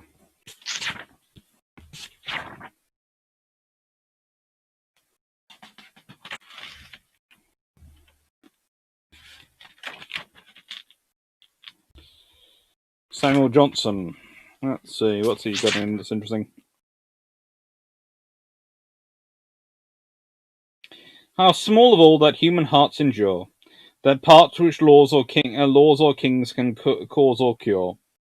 Still to ourselves in every place consigned, our own felicity we make or find. Vision. A bit rude. Okay.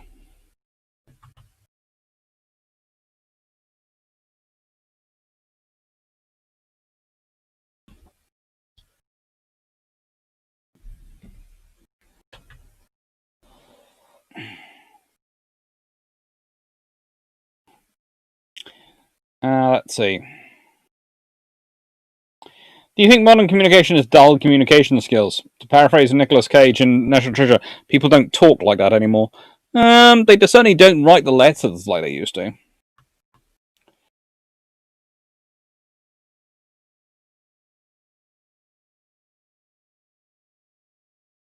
Confidential 1207, wasn't she the largest on commission, 50,000 tons? Not really.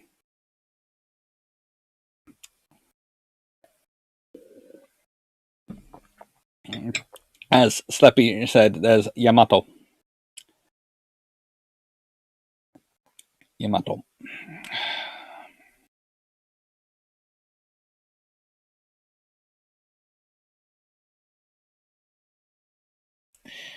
New IKB 4472. As for Cromwell, Lord Protector sounds a lot like King with more letters. He even wanted his son to take over after him. Not really, but his son was the only real option to take over after him. He had no one else he could trust to take over and rule as he did, because he didn't see that Charles II was an option. But let's be honest, he could have possibly offered Charles II the role of Lord Protector and turned it from an elected monarchy, into a sort of elected role of whoever that people can contend for and have serve for life, and then there would be another election.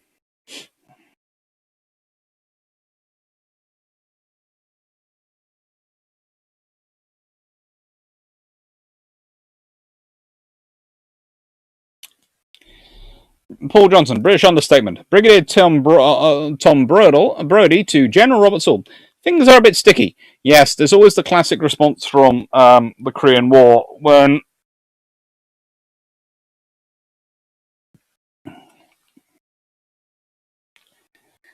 the American officer asked the British officer over radio, who's just basically described the situation, and they're going, yes, well, things are getting a little on the hot side. It's certainly warm. They turn around and go, oh, it's all fine. And the British officer in the staff and goes, no, they're not. That's basically British, for they are about to be overrun and killed. You know, just send everything. Send it all now. Everything.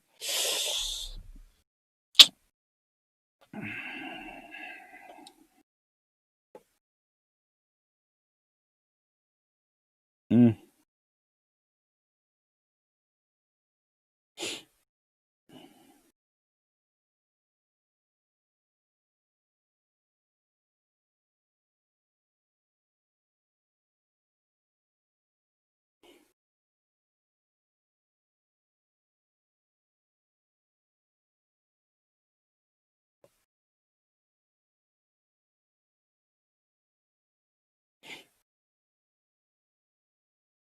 New IKB 472. Given the mechanical skill and complexity involved, and regard the cuckoo clock the more impressive innovation creation. I would say it means that they are dealing with other things.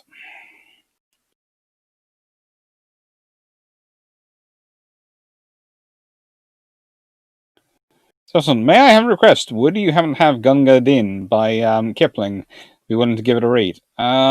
That might actually come up in something at some point. I do have quite a lot of those books, thanks to inheriting from my granddad.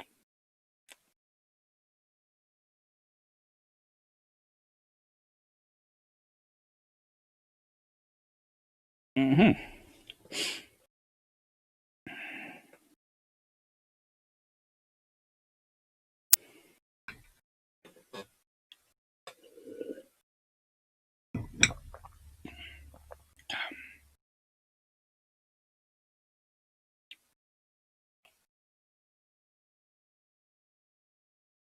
Discord, the issue with Cromwell's words and actions is he didn't give Parliament a choice over his successor.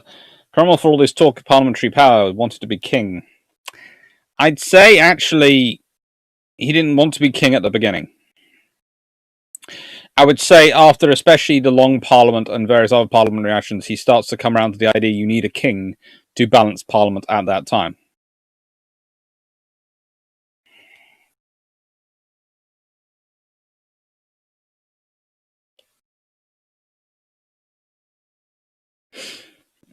Shappy 42, you could make the reasonable case for a few ships around those 2 years being the most powerful in the world. Vision. Cromwell was a dictator in the mode of Caesar from Rome, ruling through army with elected Senate Parliament. I wouldn't call the Senate elected. Rome. Senators elected. Whoa. That's giving them a little bit more status than they deserve. Right. Now onto the Q&A session, and well, I've drank quite a large chunk of Iron Brew, so I'll be back in about a second.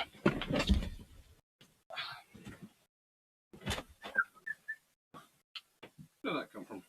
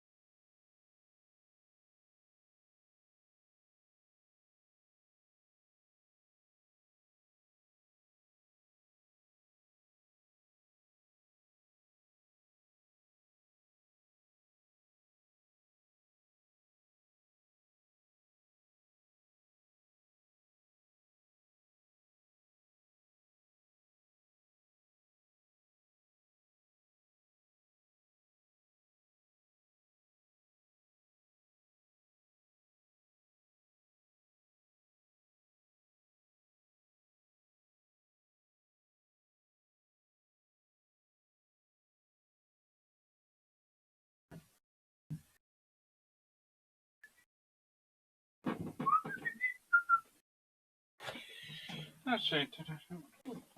Get that away. That's where that came from. What? Can we balance? We can do it. Balancing. Oh, back. Battling it.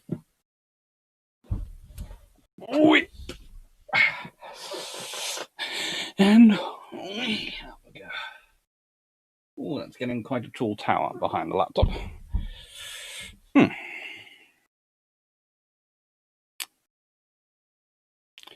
That's good. Roman senators were about as elected as members of parliament were in the 1600s.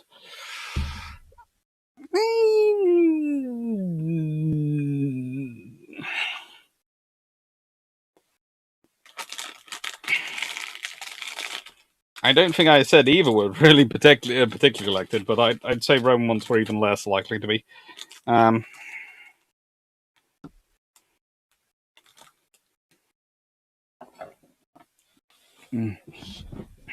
See, right. British press, the ones that knew Lincoln's Gettysburg speech was a masterpiece. US press, ignorant as well as usual.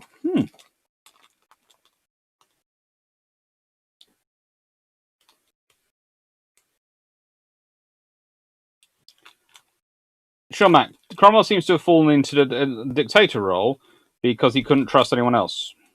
Pretty much, Sean. And hello!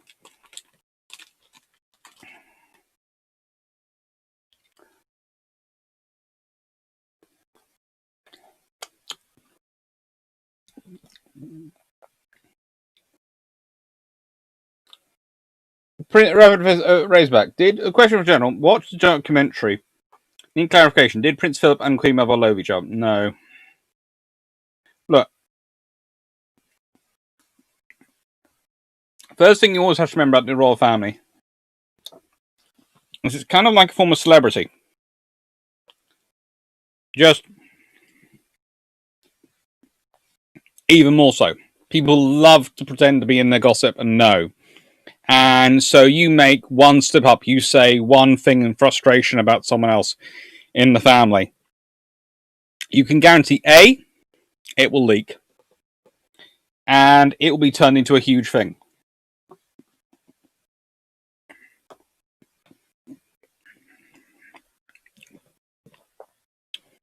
Honestly, I think they were about as close as your average mother-in-law, son-in-law get.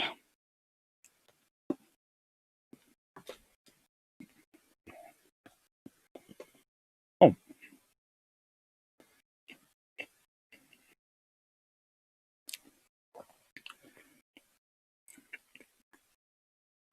Hello, Melanie, 1640. We are slicing iced fruit cake, which is my tea this evening. I had a good lunch, don't worry. I had roast pork lunch and a sort of nice meal, but yeah, this has to be eaten because of dates, so it has to be eaten by, close enough, by the 20th of January. So, I'm being very good and eating it. Sure, I mean, missing Bruships to get got a job on Saturdays and Sundays. Cool, good for you. Hope it's going well.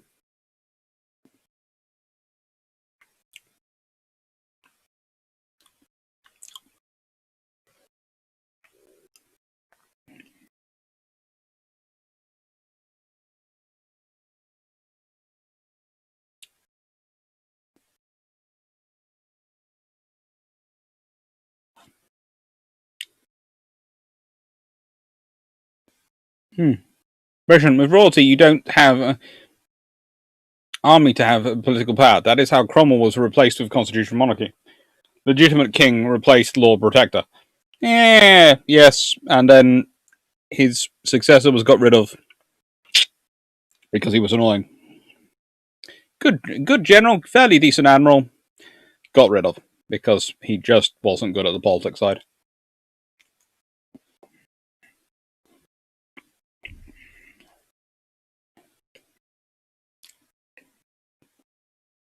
That was good. In both the Roman Senate and the Stuart Parliament, if you got in, it was because your mates decided you should be there. Usually because you paid them to get anything out.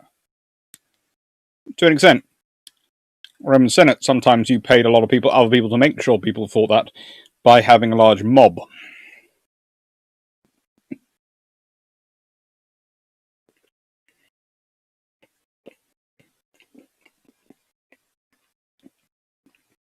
Who can? Are the Russian Slavica missile-class missile cruisers just floating bombs under direct air attack similar to US naval attacks on Japanese in World War II? Not really. It depends who they're fighting. They're fighting the Americans? Possibly. If they are fighting Ukraine, they're frankly a massively dangerous asset. That's the scenario. Minute 40. So how did the royal family come up? Someone asked if Prince Philip and the Queen Mother loathed each other. It was in a documentary.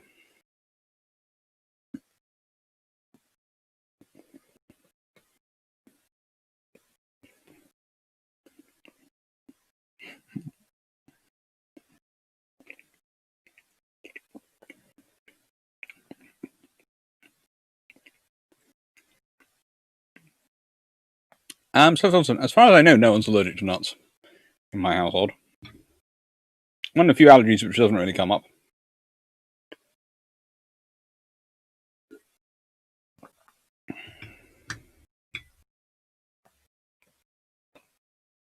Yeah, Phelan, what naval operations occurred under Cromwell? Quite a lot.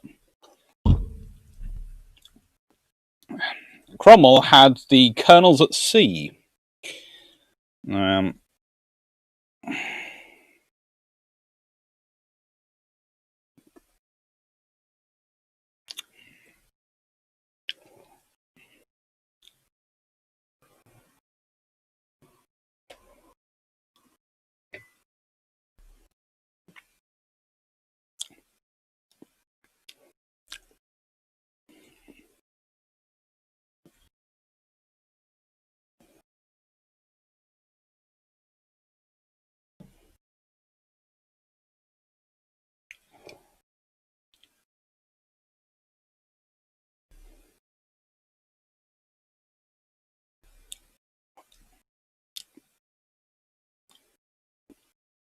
You have people like later Admiral Sir Robert Brake, who was the first general, who was one of the generals at sea.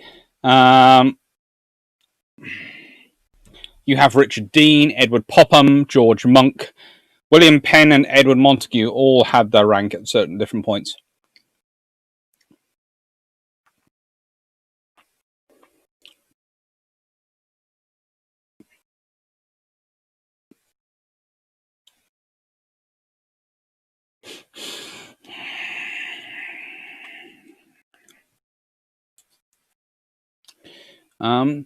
They did various battles.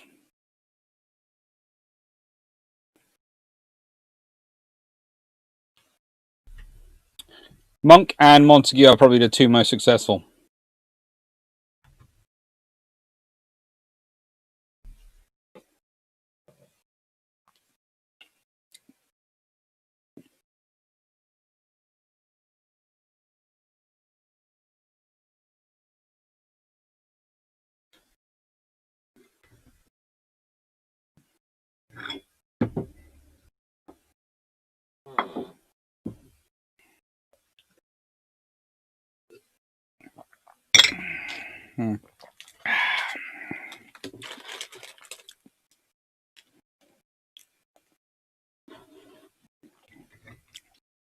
Dirt Squad.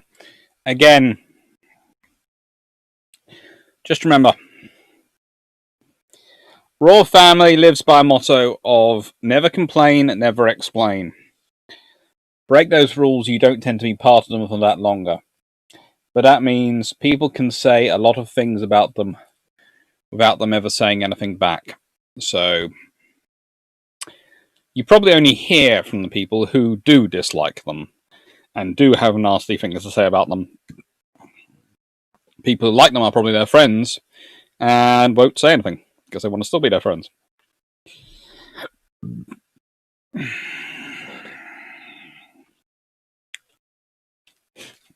Dirt Squad, I've got to run and get some edible food before the carp shuts in 30 minutes. Good luck. If end of our time, good luck, evening, and enjoy the cake. I will do. I will enjoy the cake. I'm not sure how long we've been running for. Almost up to 3.5 hours.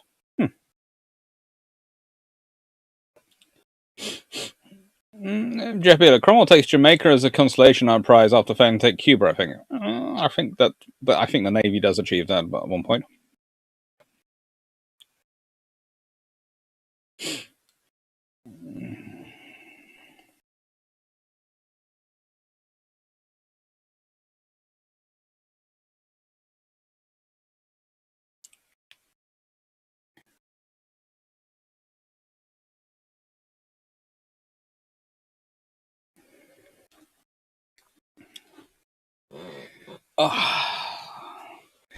It is fun. Right, so, any questions?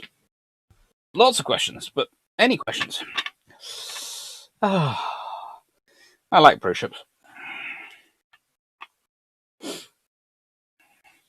And before anyone thinks I'm being lazy or anything because I am now orientated this way and the camera's there, as I said before, the bed, as you can see in the picture, in the sort of picture, is running along here and my feet are now up on it.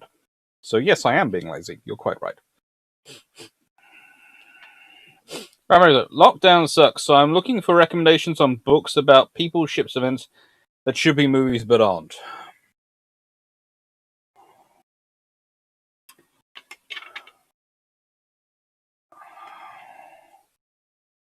Well, there's Taranto, in which case there's this book behind me by David Hobbs, but there's also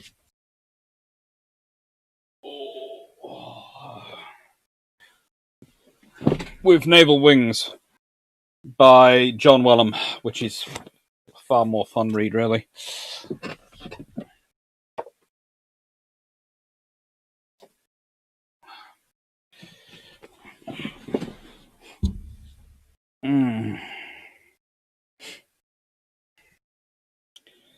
Rapid Racer, was there ever a carrier admiral who didn't get their wings? Lots in other navies. Even a few in the US Navy. Admirals who ended up commanding carrier groups who didn't know how to fly. Oh, there's the eyebrow.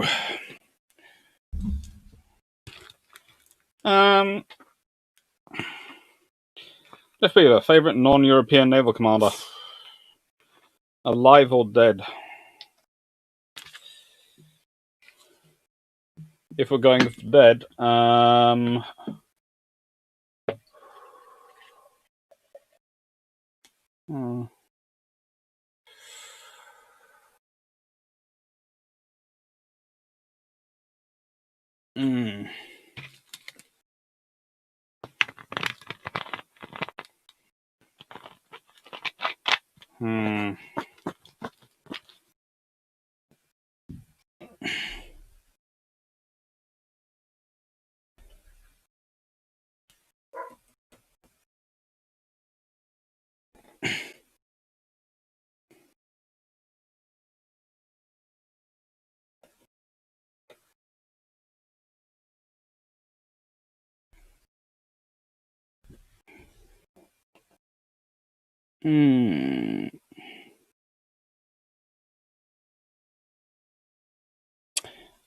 Yi Sun Sin probably. If I'm going for a non-European one, Yi Sun Sin. Or if I'm going for a sort of, because I tend to include American admirals in this sort of European admiral sons side of things. Yogi Khan, what is your general opinion on the USA 4 class? They got a lot of good options there, but they're going to need work. And there was a lot of... I think the biggest problem they did was they've tried to do a lot of advancements, and they haven't yet jumped down the route which the British have gone, which is especially weapons handling system that there's in the Queen Elizabeth class.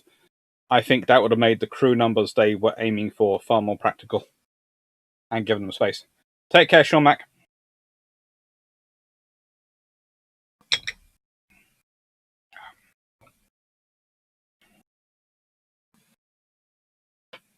You Drax should have a split screen video to see, let's see who drops first. If we did a split screen video, honestly, we are tempted to do a joint video at some point. And again, when I have my office set up in the garden, so and probably post COVID, or when we've both been vaccinated, you might try that.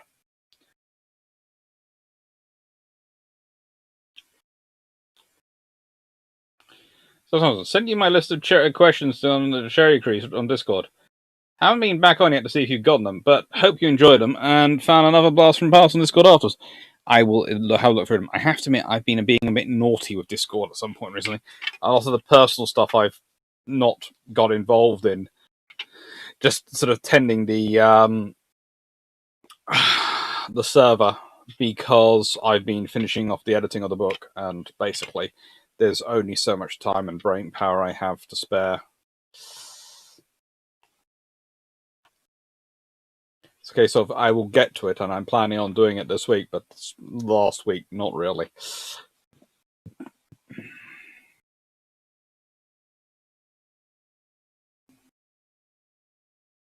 Jeff Beaver, have you heard about a TikTok sea chandy phase? Of course I have. I'm on Twitter. And I'm friends with Kate Jameson. So, yeah. She's been doing all sorts of things with it. We're just not getting involved in that. Mainly because we all heard my singing. It's not that great.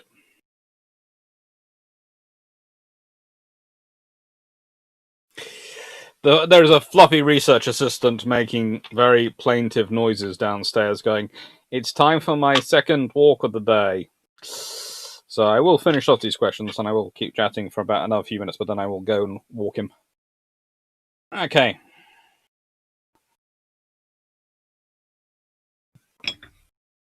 And I have to admit, on the Washington Cherry questions, I'm planning on doing probably a video on the questions at some point that have come up on the have come from the live discussion, and some of the ones that have come from Discord. I might record that this week at some point.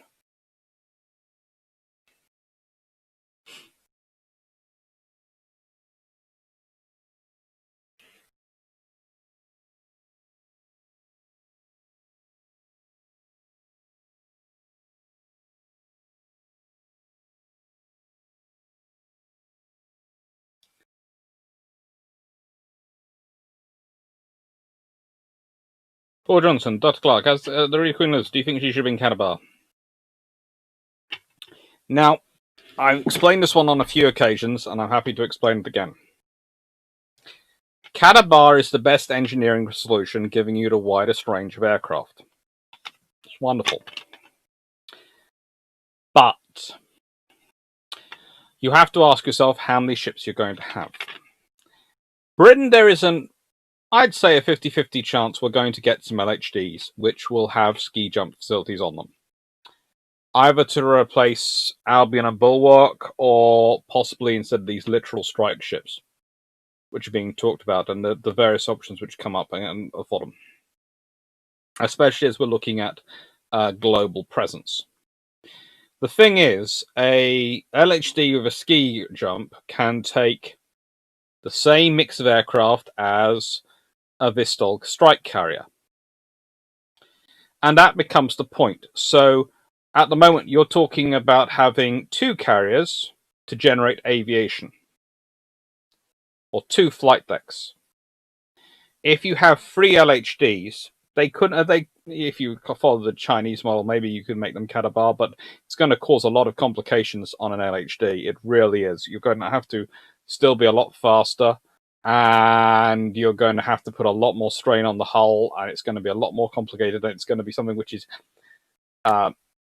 I can see a lot of problems with it. Let's put it this way: the Chinese might manage to sort them all, but I think there's a certain point of me which thinks they're doing it just to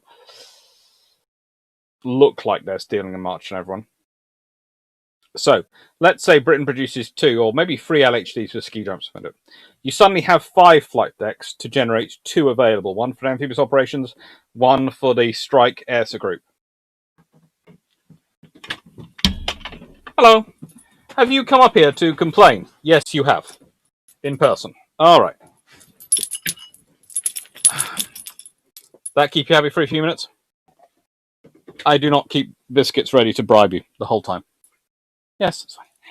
Hello, Fluffy Reader. Big boy. Right. We've now got limited time because this only so long it takes him to eat a biscuit.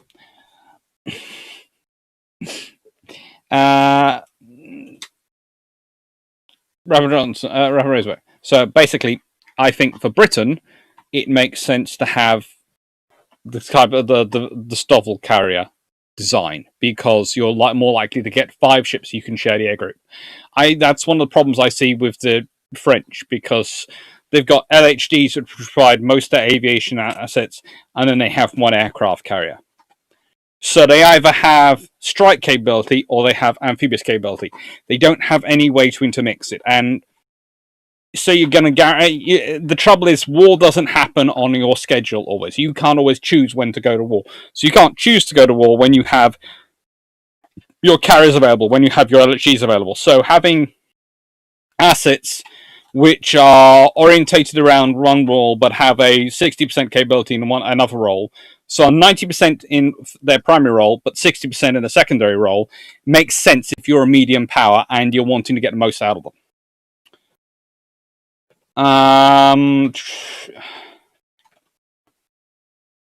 If the Japanese had pulled off a decapitation attack at a surrender, how long until Spruance showed up seeking vengeance? Measure it in hours.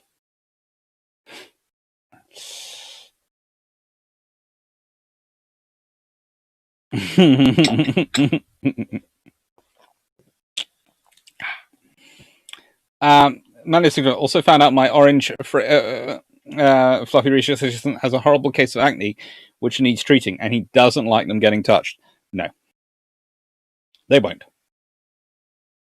Bismarck's armor scheme versus all or nothing. Wasn't Bismarck's armor designed to keep the ship operational after getting fired on convoy cruisers as long as possible? Pretty much. I'd say Bismarck's designed around the idea of 8-inch guns. Take care, Vision. Well, I think that's what I'm saying. Thanks, good evening.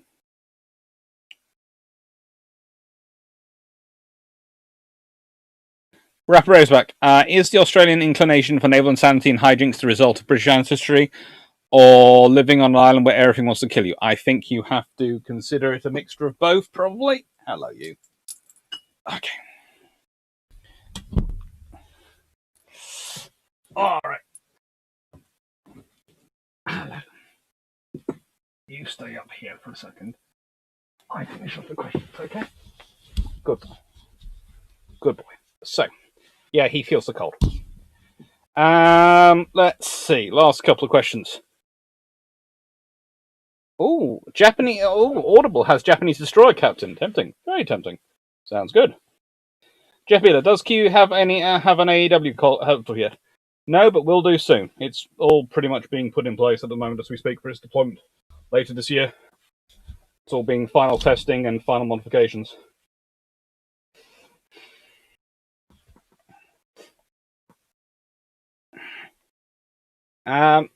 Bud Guy 8829, hello, haven't seen you before today. How does the G3 torpedo defense compare to the Iowa class? Saw a video online that's saying that the USN thought their torpedo defense was too thin, and their beam was 2 feet wider than G3's.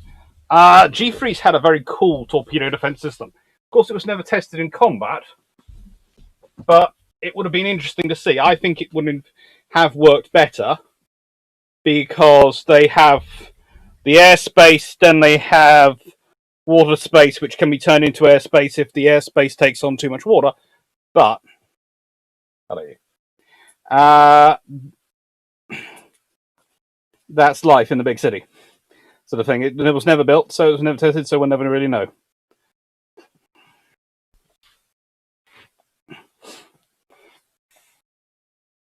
So he has a house coat, and he wears it outside as well. He's only just been recently cut. He's had his hair cut, so, you know, this is, he's wearing it. He also currently, thanks to the groomer, has a bow. Which he doesn't mind wearing, because he knows his mummy loves it.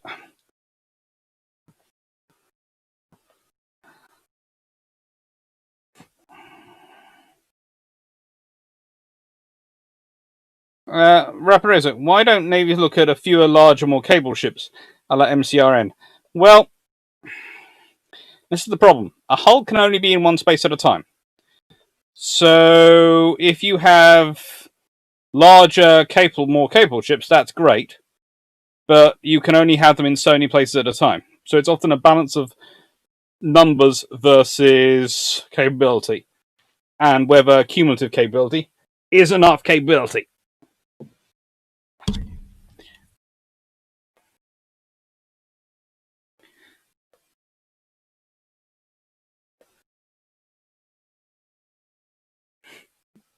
We'll be curious to hear a more thorough account. Of what?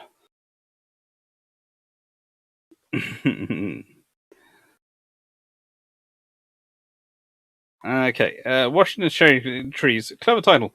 Yeah, my main complaint with them is that I think they were sacrificed too early.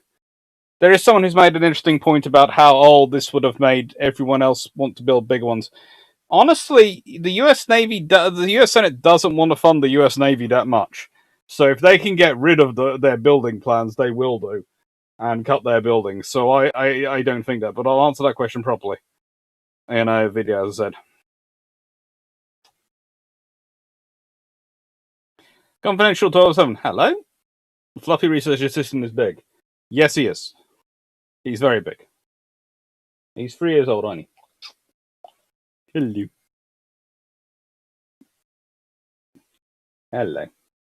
You like being the center of attention, don't you? You're actually looking at yourself on the camera. Hello,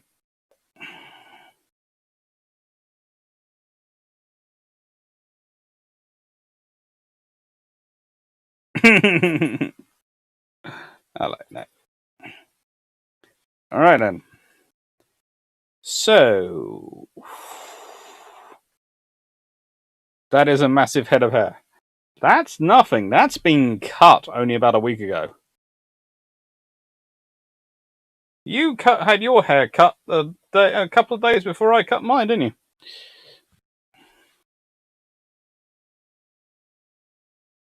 So, it was very cold at one point. Right. There we go. Yes, I know. I'm going to have to use this left-handed. You're monopolizing the right hand. So, please excuse. Hello, old Richard. Don't worry. Right. I'm sorry, because I'm about to go walk the fluffy research assistant, because he's at that point where he wants his evening wander. He's a good puppy. He's behaving himself very well at the moment. Very, very well. Alright. Thank you for the last from the quotes from The Wicked Wit of Winston Churchill. That is a very good book. Then say that is an excellent book. Drac would go for Warspite. Yeah. Yeah, okay, 472. Alex, that's luck. I see the floppy research assistant and I think self-portable hug machine. We all do.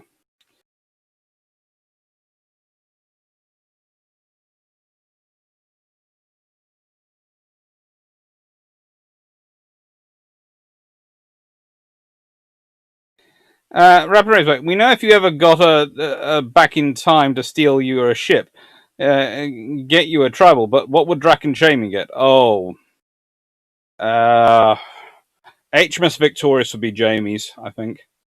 He has a big soft spot for her. Drax would probably be Warspite. Would mine be a tribal? Be either HMS Nubian or HMS Unicorn, one of those two.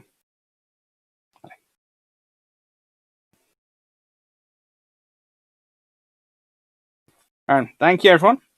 I'm going to take this one for his Wanda.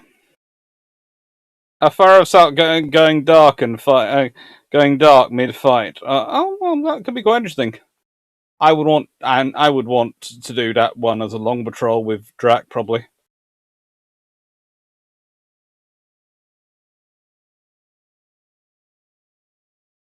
Steve White at a book sale today gave $8 for the Grey's Anatomy.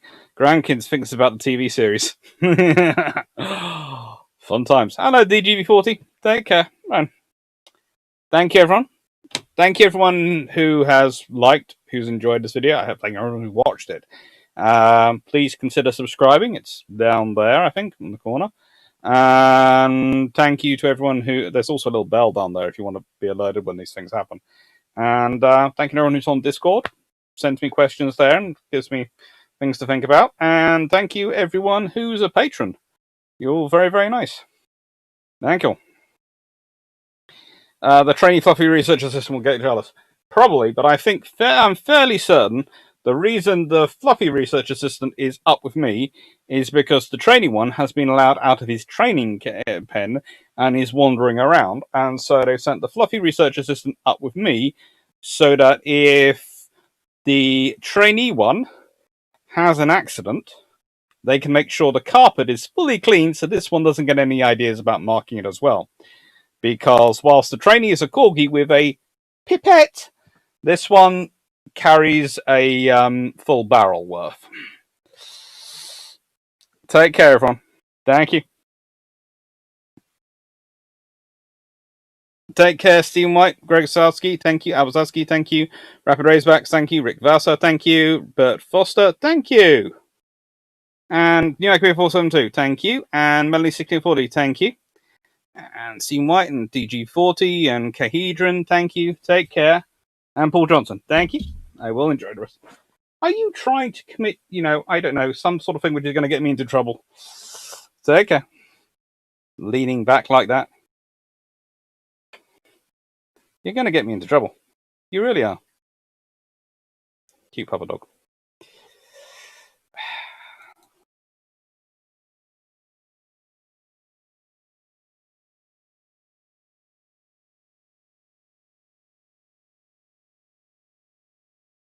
Thank you. Sorry, I can't type anything this evening. Only one hand free. Maybe.